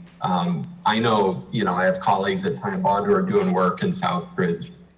And I've talked with Heather myself about, some of these upgrades, and, they're looking at new headworks facilities for screening and grit removal at their plant. They have a number of other projects just to replace aging and obsolete equipment. The project that this, $250K is associated with, I believe, is actually a siphon underneath the river, as the wastewater makes its way from the town line over to the Southbridge plant. But that project, it costs a lot more than $250K. So there is, Yeah, but we need to get, I get it, but I mean, we already know that they're going to tie it into our rate, so it's not the 250. No, I know, there are a lot of unknowns, I totally get it, but right now, it's just one big unknown for the board. I mean, I don't feel we're in a position to put this forward to a town meeting vote. I have a motion, if I may. Oh, go ahead, Jamie. I move that we retain counsel. I guess it probably can't be KP because they represent It's in Southbridge. Southbridge, So I guess too. we can maybe use Art. I'll use Art again, or leave it to Bob. But I make a motion that we retain counsel to negotiate with the town of Southbridge a successor sewer agreement effective immediately, and just because, yeah. I'll second that. Are you looking for a long-term or a short-term agreement? I think you define all the variables here. You don't want to. Any type of. Yeah, I think you do the whole okay. kit and caboodle, and I guess I would suggest we use Art again as conflict counsel, because that worked pretty well last time. But I just have a suggestion. James? It's not unusual to sign a contract, for instance, for 10 years with 3 5-year options to renew, where we have the option to renew. That's. Oh, the sure. present one is a 3-year opt-out, I think. Is that what we It's have? something like that. Yeah. It was before it expired. Yeah. Yeah, it was a 3-year opt-out. No, it's a very, Yeah, Yeah, the one I hope that. very good suggestion. It gives us a little more flexibility, I agree. yeah. Well, we'll see what council can do. I just Did comment on somebody? the council. I seconded it. I have spoken to KP about the fact that they represent both communities. They are ready to proceed, continuing with this. They would need to file disclosures That's not acceptable to me. Right, but I was going to say, I mean, this may be, I don't think you're going to be getting any kind of advice, and we're not going to be getting any information from them that they wouldn't feel, I think. You inherently have Yeah, but two I- economic relationships. Right. I'd like to keep them separate also. I just wanted to let you know they're available. They could do They it, but I could, think but- this is something that you We're would. not going to We had skirt. conflict before when they built, we had conflict before when they, with their landfill, and we retained other counsel. I wouldn't be at all comfortable with just a disclosure either. Right. Okay, is there any discussion on Jamie's motion? All those in favor? Okay, Kayla, Jennifer, Ian, thank you very much. Ian, how are the kids? Doing good. They're getting big. They're 11 now. You're kidding. No, time has flown by. Yeah. Jennifer? Yeah. Jennifer, if you could send along at some point by email the towns you looked at, They're not gonna. and, yeah, and just what, you know, and the amounts. I know you said it ranged from like 200 to 400, 2,000 to 10,000 with the residential. I'd just be curious to know what towns those were and what their numbers, you know, who's at 2,000, who's at Could 10,000. we have your towns too, please? Yes, they're on that list. I can forward that. I'll Across also the top. send these updated slides. What's that?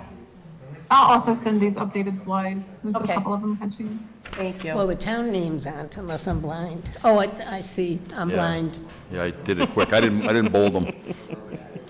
I never look at things that are high up. And I just have one other question.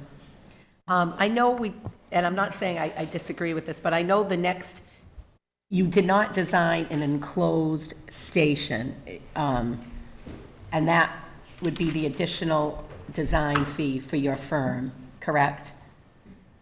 I think you already went over that. In order to do the full design, your initial contract didn't cover that, right? So, I think the added, quote unquote, design that we need to do is associated with one geotechnical boring and, crunching some numbers on how that impacts foundation, and then doing a foundation design for this precast building, yes. okay, because I would like to know roughly what that would cost to have the complete design done. But my other question is, how many towns don't have, and I know it has a lot of pluses, and that's what Shane wants, I'm just curious, how many towns don't have the full-blown, mortar building, and just have it on a, what did you say, like a telephone pole? Like, is that a totally outdated way of having a pump station, or? No, I mean, I have a project in Orleans now where they're building a totally new collection system. It has 3 brand new pump stations in it. And all of them are submersible stations like we're proposing here, except the controls are just housed in a small traffic control. And that's a lot enclosure. that's a lot cheaper to do that? It's cheaper in that you're not paying for the cost of that precast building. Okay. Yes, but there's, Still being done, though. operational differences change too. Okay, thank you. Yeah, we have both in our town. I know we have both. Yeah, Yeah, we I have was a just couple. curious, because we started off one way Yeah. with the design, and then I feel like, it came as a surprise to me that this wasn't the full design, that it was gonna cost more money for the Well, full no, design. this is the full design. It's just that this number includes the buildings. No, but I thought Jennifer said in order to complete the design, it would cost us more, because we didn't originally envision the brick and mortar building, and that's why their original contract with us does not fully design it. That's what my note said. I don't think that's the case. Ian? Ian? Well, The project cost that's reflected on the slides, that compares the Southbridge versus a Sturbridge alternative, those include the building that, we were asked to price up. The hiccup is that our initial scope of work did not include going out to do this additional geotechnical work. We were trying to rely honestly on borings that we had done 20 years ago when we did the pipeline in the road there. Okay, It's I mean, I borings think that that's he what had. I tried to say, but maybe I Yeah, didn't. what he was saying was that initially, they had proposed the in-ground one, but before the design started, we asked for a building. So he put the building in the design. But initially, they had talked about, didn't actually design it, but we had talked about underground pump stations. But what's in the actual contract that we signed with Ty and Bond? What did it call for? Oh, just design work, it didn't have specifics. Ian, either way, though, whether it goes, and that's the town's decision whether they put a building or they don't, but either way, you're gonna have to do the geotech work on the site anyways, right? Because you're gonna have to sink the wet well? Is that correct? Yeah, it would be good, just for confirmation purposes. As it stands now, we're relying on borings that were done when the original sewer went down Main Street. And, we probably have a boring that's 100 or 150 feet away, but it would be advisable to get one right under the site. It sort of seems like we're focusing on the hubcaps we're buying, like Yeah, it's possibly a $150,000 car. I know, it's no, I like just we're getting wanted to in the know. weeds a little bit. I think they said 185, but I just wanted to know how much more it will cost on the design, and it's another 185,000. 160 that we already It's not a appropriated, number. 160 that we already have appropriated, and then another 25. Oh, yeah, 160 balance. Yeah, we have 160, but then it was another 25 for a total of 185. Right. I know we already have 160, but I'm just saying, that's how much more. Another 25, right? Well, and 160 that we appropriated but didn't Spend. use yet. Right, Right. yeah. It's 162 that we appropriated but we haven't used. So that's the question, are we gonna continue forward with the design with the money we already have? And the only good part about that is, if there is funding available, and we had this with the Shampoo Road Bridge, when you have a shovel-ready project already designed, your funding is much easier to get. And a lot of the funding that comes out, they want you to have a shovel-ready project. They don't, if you haven't designed it yet, you're not going to be considered. Maple Street, we got the funding because the project was designed and finished. We probably wouldn't have got that money if, well, in a lot of cases anyway, if you don't have a shovel-ready project. So having it designed it's not a bad thing. But if you want to wait a little, that's, It doesn't seem to be, I can't wait a meeting or two at least. yeah, that's not. Yeah, that's no problem. Okay, anything else for Ty and Bond? Okay, thank you. Thanks again. Thank you Jennifer. very Thank you. much. Kayla. Everybody? Thank you. Okay. What, you want us to give consideration and come back again on these rates, or? I could take in Mike's information that he gave them that I don't have and redo this if you'd like. Yeah, Okay. It might add a little, actually, they'll go up. I don't know if you see these here. I don't know how you feel about them. These are strictly for new business, for contractors coming in, building homes. It's nothing for existing. It's just for. right. If you want to take a look at that, and I'll come back and Yeah, I'd like to. incorporate the Tiger and Bond numbers. There's only one that's really water connection fee. Yeah, it really. sounds like he has some that are a lot higher than what I have. Yeah, but I mean, the more we can look at, the Yeah, better. no, that's fine. Okay, That's fine. I think that's it for us. Thank you. Good night. yeah. Yeah, because that's on the agenda. Consideration and possible action on sewer and water rates. It says in connection fees, but there are no connection fees listed. Well, it was just to group all of it. Oh, okay.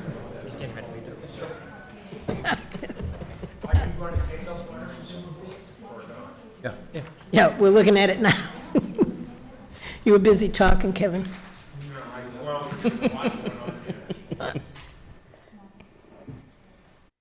Okay, this is, you have the letter from Barbara. Based on the proposed water and sewer budgets, the rates for fiscal year '23 will need to be increased. Water usage continues to decline over usage of past years. This decline in water usage also results in a decline in sewer usage, as the sewer charges are based on water usage. The large increase in the sewer rate is also a result of this rate being subsidized for a number of years by various amounts from the fund balance to maintain a stable rate. At this point, the fund balance has been reduced to a level where subsidizing the rate is no longer an option. So the proposed rates, water, $7.18. It reflects an increase of 25 cents or 3.6%. It will be an increase of $2.50 per 1,000 cubic feet of usage. Current rate is $6.93. Sewer, $12.45. This reflects an increase of $2.63 or 26.7%. This will be an increase of $26.30 per cubic feet usage. The current rate is $9.82. Questions and comments from the board? It's a shocker. But we've always used fund balance, count monies, but if it's not there, it's not there. Can Barbara just I give was us a looking little for- overview? She was sitting over there. She's moving around, so we don't know where she is. I know. You're not getting out of that hot seat. I was like, I can't believe she's not asking her to join us. Because she left, I looked. No, I would never leave. So what are the fund balances left? So the sewer fund balance is below $800,000 at this point. And as we talked about, we've got a lot of sewer needs coming down the road. So it's that fine balance of when is it not enough, right? I mean, the fund balance is for these type of, for projects. We've been using a lot of fund balance. I went back and fiscal 19 to fiscal 22, we used $873,000 to stabilize the sewer rate and, not increase it. And we were doing well. And then the year that we actually talked about kind of pulling back from using the fund balance, COVID hit. And so then, it was like 2 years of, is now the time to increase the rate. And so we used fund balance to, again, keep the rate stable. And we just can't do that anymore. We just can't afford to spend that amount of money. And I know it's a large increase, but, we've kind of been kicking the can down the road for too long, especially on the sewer side. The water's not as drastic. And the budgets they're not going up that much. The huge driver of this is the continual decline of water usage. And, Butch and Shane have deserted me.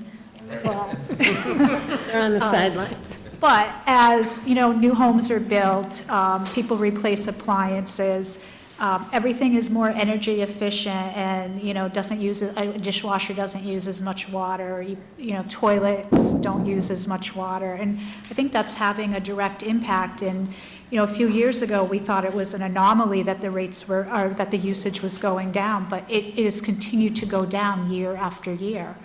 So, that has an effect on it also. That's the sewer and water balance that's below 800,000. The sewer balance Or is that only sewer? That's the sewer balance. It's Water balance. 849,000. The water balance is 1,182,000.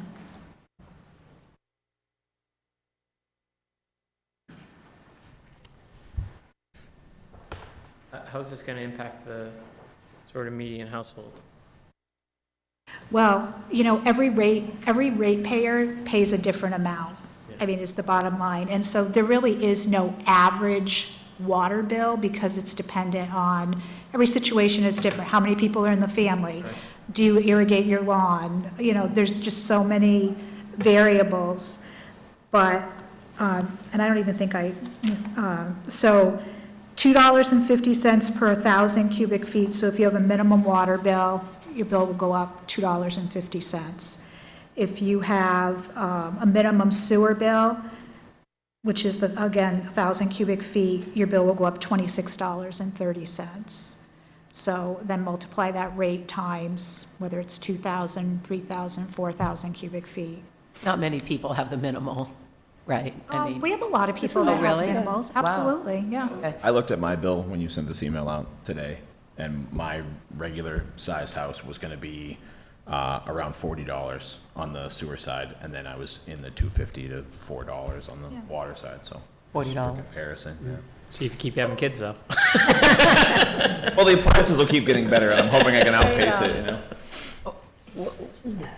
We don't have too much of a choice. Whatever happened to our desire to study separately billing water and sewer, like so many people want when they come forward, and not having one based on the other?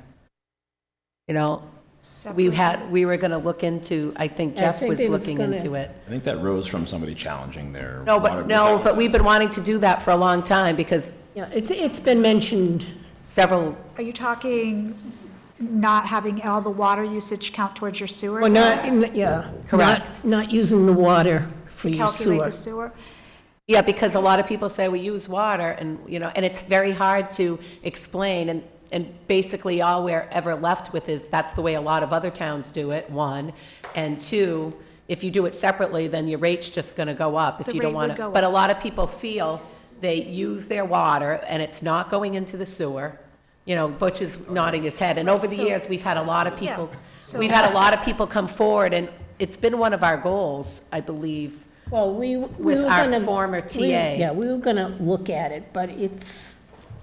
I believe when they looked at the This is- cost yeah, of but the this- metering. But this has been proven. We have town council's opinion on it. We also have court cases' opinion on it, that this is a fair and equitable way to do it. The discussion over the years has been whether you put a meter on an irrigation system, and it's a secondary meter, and we don't have secondary meters, so that's a discussion for the Water Right, I Sewer just wanted to know Commissioners where the study stood. But I'll the- bring it yeah. up with the new Well, TA. But the 'cause- bottom line is that, I mean, we have our costs for I get running it. the plant, and so those costs, if you pull some of the water usage, you know, some of that water usage not going into the sewer, it would inflate the sewer It rate, will, but it's a right. lot, okay, I still think it's worth looking into So- it, because a lot of towns do it that way, too. And it's a lot easier to explain to people that you're not basing your water bill on your sewer bill when it's only water that you're using. So The other way around. Well, Your sewer is based on. sewer your- is I'm based sorry, on- yes. We still have, as was mentioned earlier tonight, Ty and Bond is working on a rate study. It Right. kind of took a back seat to everything else that's going on, but we do need to, Move it. finalize that. Okay, so I would ask that you vote the rates tonight. You did I approve. was just you going to did a- ask you that Yeah, you did approve the budget with these the rates. other day, yeah. Okay, I have a question. Kevin? So Butch's predecessor always expressed concern if the sewer fund balance fell below $1 million. So I'm kind of concerned that it's, 850 or below. I'm just curious what Butch's opinion on that is. I'm with Barbara. We need to do something because it's just going lower here. Right. And Barbara's expressed that. I mean, at least the last 2 years that I've sat through this, that you've Well, said she's that always said that all taking it from along, it, yeah. too, that, we can't continually do it as nice as it would be. So is somebody willing to make a motion on both the water rate and sewer rate as proposed by the finance director? Sure, certainly. I will move to adopt the proposed rates for water of $7.18 and for sewer of $12.45, effective, when are we? Quarter ending June 30th. Effective the 2022. quarter ending June 30th, 2022. There a second? I'll second James' motion. Discussion? All in favor? Okay, thank you, Barbara.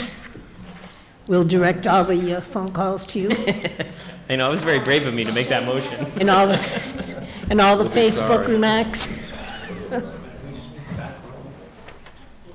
Okay. All right. On the warrant? No. Nope. No, interview schedule. We're getting there. Wondering if I need the go-ahead from Chase to officially pass these out, I think. Oh, the resume. We pass these out now? Yeah, do you want me to give the presentation, Mary? Yes, please. All right, I'm gonna get up and sit. Thank you. Hot seat.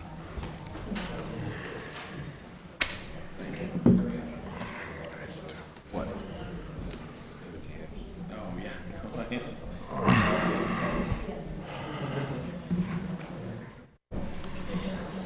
Sorry, bud. I'm gonna be more polite.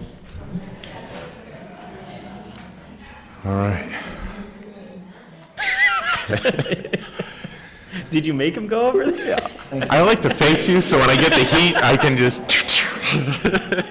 No. I'm gonna give you the stink eye the whole time. All right, I get some talking points here. The search committee was established in late January, including myself, Barbara Berry, Eliza, John Weaver, and Eric Gasper. Community Paradigm was contracted on February 8th. The search process. Community Paradigm interviewed the selectmen, the search committee, and the department heads. A public forum by the search committee and Community Paradigm was on February 23rd. The position profile finalized and approved by the search committee, and then the position was posted and the formal recruitment began on March 2nd. It was posted in the Mass Municipal Association, the International City and County Managers Association, Engaging Local Government Leaders Organization, Community Paradigm website, which has 4,000 hits per month, and outreach was done by Community Paradigm to approximately 400 contacts. We capped a deadline as March 25th for applicants. We received 28 applicants. The interview process, all resumes and candidate backgrounds reviewed by search committee on March 30th. From those 28 applicants, we narrowed it down to 8 semifinalists initially selected for interview. We had 1 withdraw. 7 interviews were conducted on April 1st. We did it in a whole day. From April 1st, we selected 4 finalists.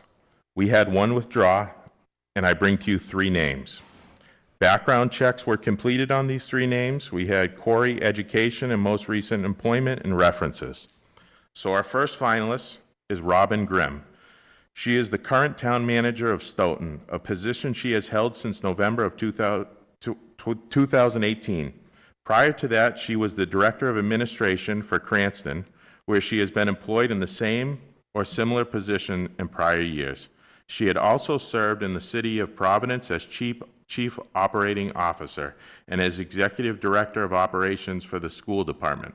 Robin has also served as Director of Administrative Services in South Kingstown, Rhode Island, and in several positions in higher education. The second candidate is Rebecca Meekins. She has been the Assistant Town Administrator of Northborough since October of 2020. She had previously been the Assistant Town Administrator of Grafton for 3 years after serving as Assistant to the Town Administrator for nearly 1 year. Rebecca held several other short-term positions after completing her MPA in 2012, but had actually begun her municipal career in Grafton holding several positions with the town. The third candidate I bring to you is Caitlin O'Brien. She is the current Assistant Town Administrator of Dover, Mass., a position that she has held for just over 2 years. She had previously worked for 2 years in Westboro as the Economic Development Coordinator, Foxborough Community Informative Specialist for nearly 2 years, and Wayland HR Assistant for 1 year. The last position was held just after Caitlin completed her MPA. Prior to these positions, she worked for the Massachusetts Municipal Association for nearly 5 years in the Communication and Membership Division. So the next step would, we have our interviews on April 21st, beginning at 5:30, and I brought you a report summarizing feedback for references and resumes and cover letters you should have. Okay, anybody have questions for Chase? No. Someone hit me with something. I came down here. Hey, you can join us. Perfect, thank you. Okay, I just have one. Was this unanimous on behalf of the board, the committee, the search committee, each of the three candidates? I'm not asking for individually how people voted, but Yes. I'm just curious. The three finalists that we bring to you was unanimous as the search committee. We worked very well together, and it was good. and the fourth one took another position. The fourth one actually was offered another position before he interviewed with us. He interviewed with us, and we knew, bringing him forward, that it was a strong possibility we were going to lose him. Right, and that is the case probably with these three too, because there's a lot of openings out there and people looking for good people. It's competitive. And we do have the interviews set up for tomorrow. Now, Mary, you won't be able to make them? Not Or tomorrow, Thursday. I mean, Thursday. No, I mean, for the record, this is my Holy Week. I'm not going to church tonight, and that's Holy Thursday. And I'm not going to be able to be here. I'm very disappointed, I will add for the record, that I'm not going to be able to be here. I know nothing was solidified at our last meeting, and I probably should have been thinking that I'm going to be at church, but I did let Bob know, and I guess it was the preference of the rest of the board to just move forward anyway. Right. I had made the suggestion, you could also call these people and interview them. That's what I phone. requested. Yes, that's Yes. what I was going to raise, and I actually raised that to Bob. Yeah. And he said it's entirely up to the board and Paradigm. But what I would request to do is tomorrow or Thursday, can I just reach out to Bernie and Sharon myself? What is the way you want me to do it? Because I would like to ask my interview questions Yeah, in well, a FaceTime. So that's how I would like to handle it. Yeah, however you want to do it. I just call myself, or just call the candidates and leave a message. Yeah, I'd do that because, I mean, to set up a Zoom time with the candidates may be quite difficult in the Okay, short I can period. I can reach out to them myself. Self on And the not go phone. through Paradigm. No, you don't have to. They work for us, No. not vice versa. We hired them. I do know that all three candidates understand that situation. They are expecting you. Oh, great. I don't know, I mean, the only reason I would say maybe reach out to Paradigm first is to set up a time where you're not catching them in their current job, That or, was, you know. that was what I was thinking. I Yeah. wouldn't think they'd want me to On call them work directly. time. I think Paradigm is expecting that and I think they've talked to the candidates, they're expecting this to be done Thursday. That's fine. I could do it tomorrow or Thursday, but I'll do it Thursday during the day. But I'll reach out to Bernie tomorrow. Yeah.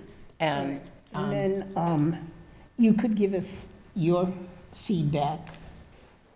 well, you're not going to vote on Thursday night. We haven't decided that. We could.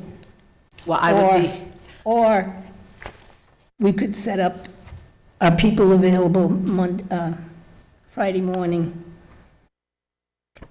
I am. Ian? I could call in. If I couldn't be here in person, I could call in and participate over the phone. Un Jamie? momento, por favor. See? No, I'm clear. Yeah, because, you know, we can't keep delaying. This process has taken us quite a long time. well, we've moved as a board very quickly because we just got the names tonight and we're interviewing 2 days later and then we're meeting. So when we say we, I mean, I don't even think the search committee's taken that long. No, the whole process has taken a long time, not I'm putting the burden available on- Friday morning as well. I mean, Okay. I think it's obviously going to be a Board of Selectmen meeting. It has to be. Yes, we can. So post we're it. going to Zoom so people can watch if they want It'll to. be televised, Bruce can televise it, yeah. So we can, it's 10 o'clock, okay, because that'll give Michelle time to get it posted. Check with myself. Yeah, works. How long do we estimate that would be on Friday morning? An hour, less? We'd just be voting on who we decide. Yeah, I mean, we'll have discussion and a vote, but it won't be, we're not going to run into noontime. Will the tape be available so I can watch it Friday morning? Because I want to have the benefit of listening to other Watching people's also. questions as well.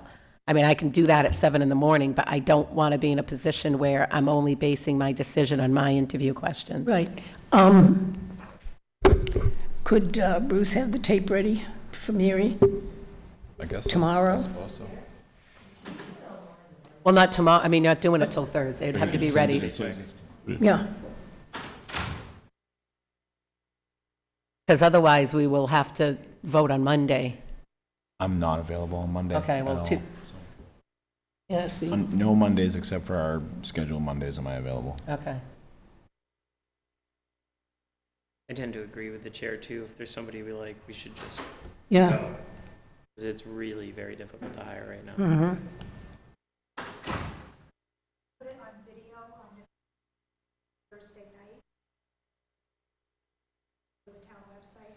On demand. Okay. Thank you.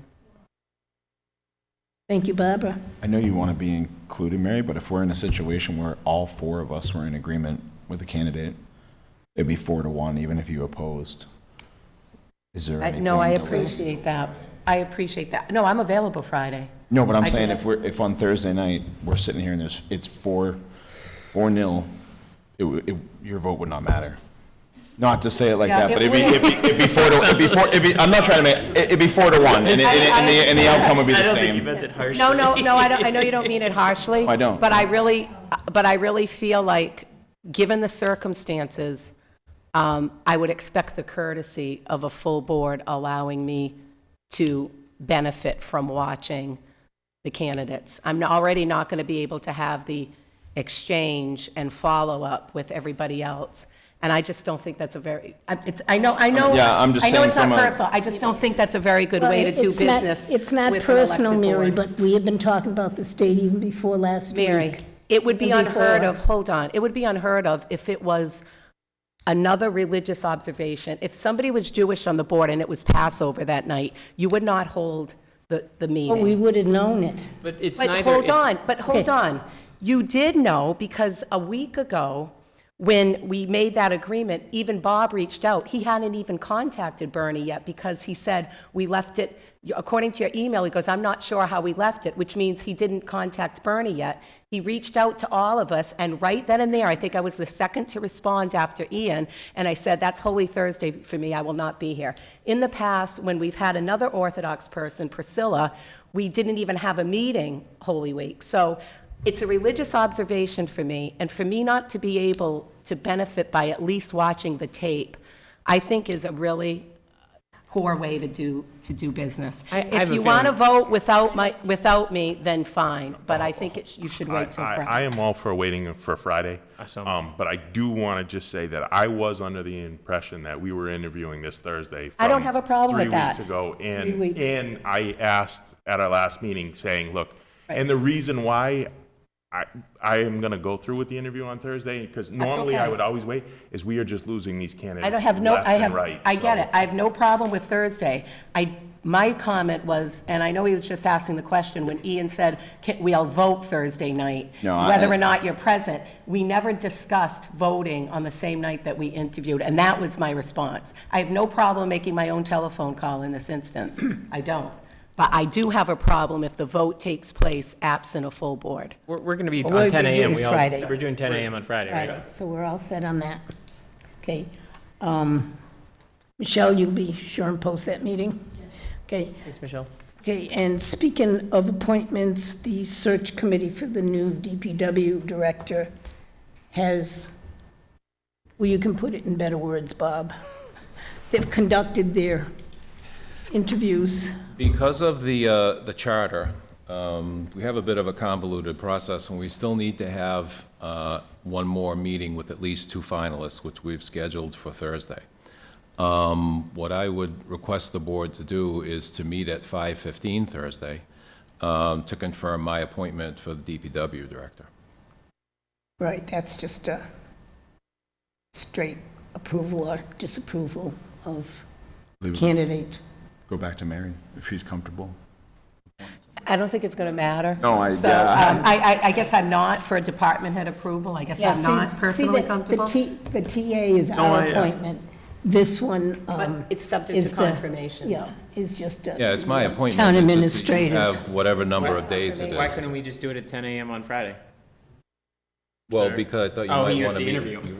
Yeah. But I thought you might want to meet the candidate. She'll be here. Oh, okay, I see. So she'll already be present in the building? Yeah, because they're holding their Oh, I see. their public interview Thursday. And then they'll bring the candidate forward that they suggest to the town administrator. But it's his appointment. You could even say no to the search committee. And name Jamie. Okay. I don't think that would go Yeah, well. so that's settled. We'll just be here 15 minutes earlier than our scheduled time. I just want to, which is fine, I just want the record to reflect that I would have liked to have been here for the DPW confirmation as well. In the meeting minutes, please.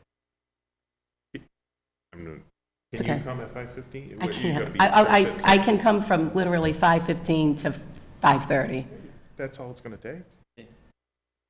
I mean, we could delay it till Friday morning.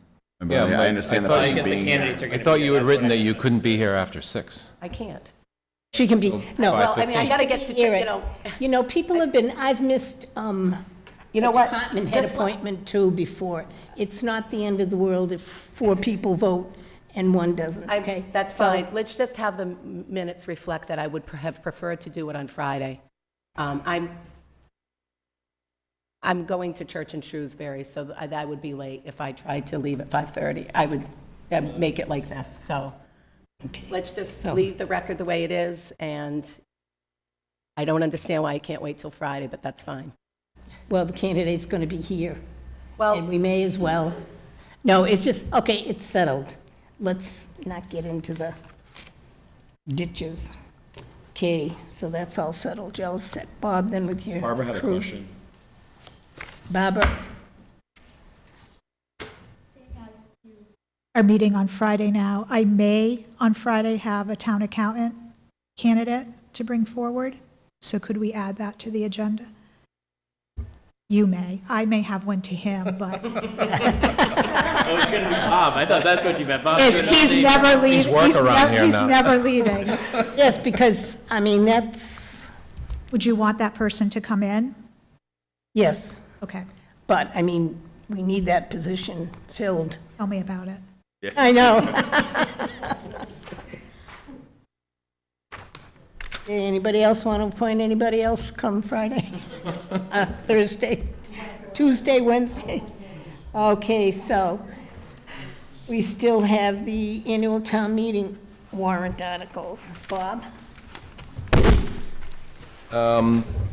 What I've done with the warrant is to add all of the placeholders, also the tax relief article. I put them all at the end, didn't even number them because I know that it'll be up to the board to decide where these are going to go. And then when they're placed, we can put in the usual description that goes along with it and the wording about the recommendations.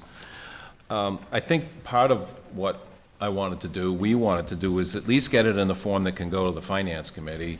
I think they can, at least if they have this, they'll know what's going to be on the warrant. I mean, as you know, the annual town meeting warrant doesn't have to be posted until 7 days before the meeting. I don't know to what extent you want to take this up now, but I think that this covers everything that came out of the last board meeting. It has all the placeholders in it. I don't know if you want any more time to review it. If you want to go over it tonight, that's fine, and decide where it's going to be, where each article is going to be placed. But I think at least it's in a form that can be forwarded to the Finance Committee and give them the landscape of what's out there. Okay, what's the board's feelings? Seems as we just got it, Mary? I know that's on. I had requested that Jean come in to give us the highlights of the Affordable Housing Trust bylaw before we voted on it. We don't have to vote on it, but Jean will be coming into your next meeting. I Okay. talked to Jean about that, and she had the conflict, and I told her that it's fine if she came into the next meeting Okay, to that's talk great. about it. Then personally, What I would, article number was that one? it was the, yeah, it was the Yeah, trust. because we also had a hold on Article 30.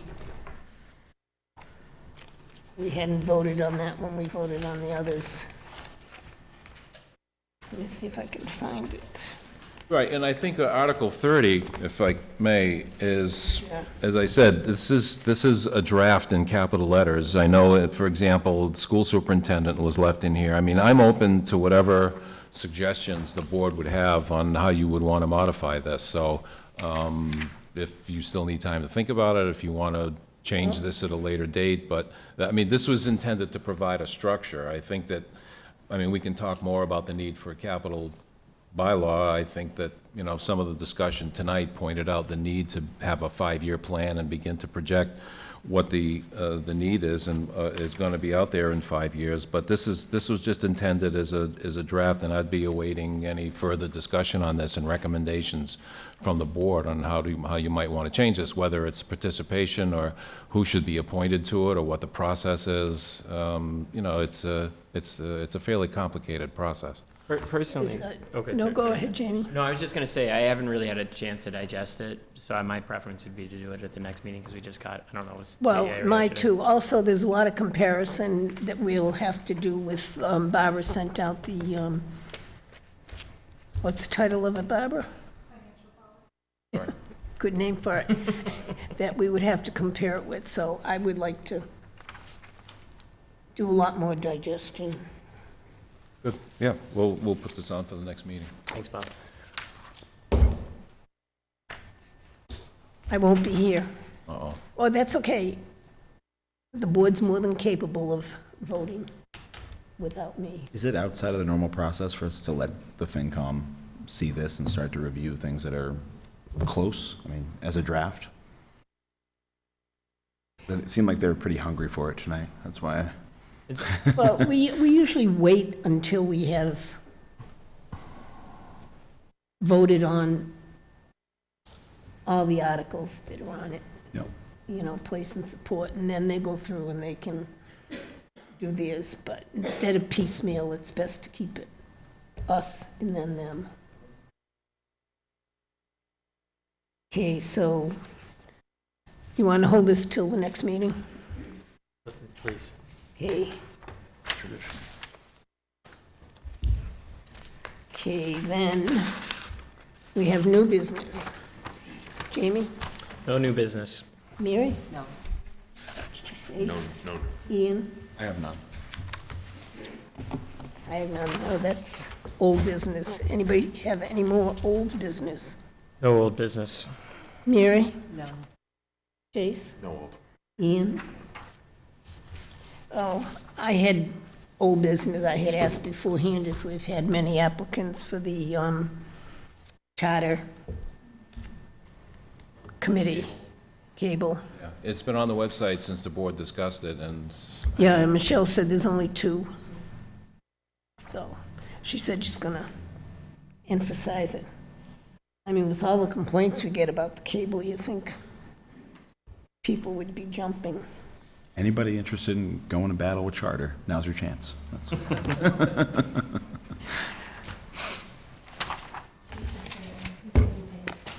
Okay, correspondence, we had none. Approval of minutes.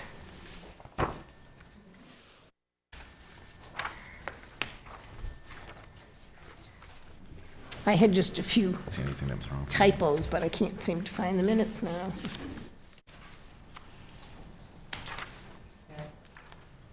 Oh, yeah, but I wouldn't have written my corrections there. Do you want to just hold them till the next, or do you not have? I'm not gonna be here next time. No, right. Yeah, I just told them because they're grammatical, but they just make it sound awful. Okay, okay, public forum. Leslie, come on down. I just want to go home. Leslie Wong, 30 Westwood Drive. I understand that you approved the tie-ins on Westwood Drive tonight for $7,500. I would like to, Well, we didn't say for $7,500. I just brought up the fact that that's the what, fee is $7,500. Why would that be different than the people that tied in originally? We paid $21,000. So I'm just wondering what the different, these new people are moving in, they're building a house. The Right. sewer already went by their house. Why are they paying $7,500 and we paid $21,000? because you got a betterment. I had to pay it up front. I paid it up front. Well, not everybody did. But Some they people- still, they didn't give us the option of paying up front. We could have paid the $7,500 or the No, no, no, no, no. You $21,000. could have paid over 20 years, but there's difference when the sewer goes by and you had to connect. You had to pay a betterment. The cost of the sewer line was divided by the number of houses. Okay? The sewer line goes by them. There was nothing there. So now, if somebody connects, they have to pay a sewer privilege fee plus connection fees. So what It's is- not as much as a betterment would be, but they try to get it close to. That's why the 7,500. So he'll be paying 7,500 sewer privilege fee on 3 lots plus all the connection fees and everything. So they're paying the 70, so just to make it clear, they're paying $7,500 per house and a connection fee? I don't know what they are off the So top we of my don't head. know. Do you know what the fees would be? 1,200? Yeah, so I'm just wondering, because from what I was told, this is going back, I don't know, 15 years ago, when they went by all those houses, they set up a connection somehow and said, okay, this could be a buildable lot, this could be a Yeah. buildable lot, and they counted that in. Well, I was told there was only one buildable lot across the street. Now we have 2 new houses, now they're putting in 3 more houses. So is anybody getting a refund in the neighborhood? No. Because we were told there was only going to be 1 buildable lot, and we were told that from DPW, that there was only 1 buildable lot, and that's why they always had it as one, Well, whatever. you'd have to straighten that out with the DPW and planning. I mean, they can't build a building unless it's a buildable lot. Right. And should they have counted it? Probably. Well, Did we they? would have counted Yeah, but I don't know, 5 I don't know for sure. You'd have to straighten it out with them, Leslie. When the sewer went by a buildable lot, they had to pay for it, even if they Betterment. didn't want to, even if they didn't want to hook up. So that's what I'm thinking. That was my understanding. I did too. Yeah, it's That was my divided. understanding, but they didn't, because there was only 2 buildable lots across the street, one across from me and one up on the hill. They built those were included when they did they went around the neighborhood and they divided the houses. We were told there was 2 buildable lots. Now we have 1 lot, 1 new house, 2 new houses, and 3 more coming in. Those were not figured in when we actually got all the pricing in the neighborhood. So I'm wondering, where did something go wrong? Because I'm a little bit confused. Well, it didn't go wrong. If you want to maybe clarify it without going through all that, read the sewer bylaws online. It explains when and who pays for extensions and sewer privilege fees and everything. Yeah, only because the question's being brought up now is, why did we pay the $21,000 or $20,000 and some change when they're only paying the $7,500 and the $1,200 user fee? That's a big difference from what we all paid. Yeah, that's a large amount of money. So, yeah. Especially I with just, and I inflation. was told you guys were the ones that made the decision, so I'm coming to you. Well, we do vote on the sewer Sewer, bylaws. yeah. Ultimately, town meeting voted on them. Okay. So, Are you saying that when the sewer came through Westwood and Woodside Circle? Yes. Everybody that had a buildable lot, whether they were going to hook up or not, they had to pay.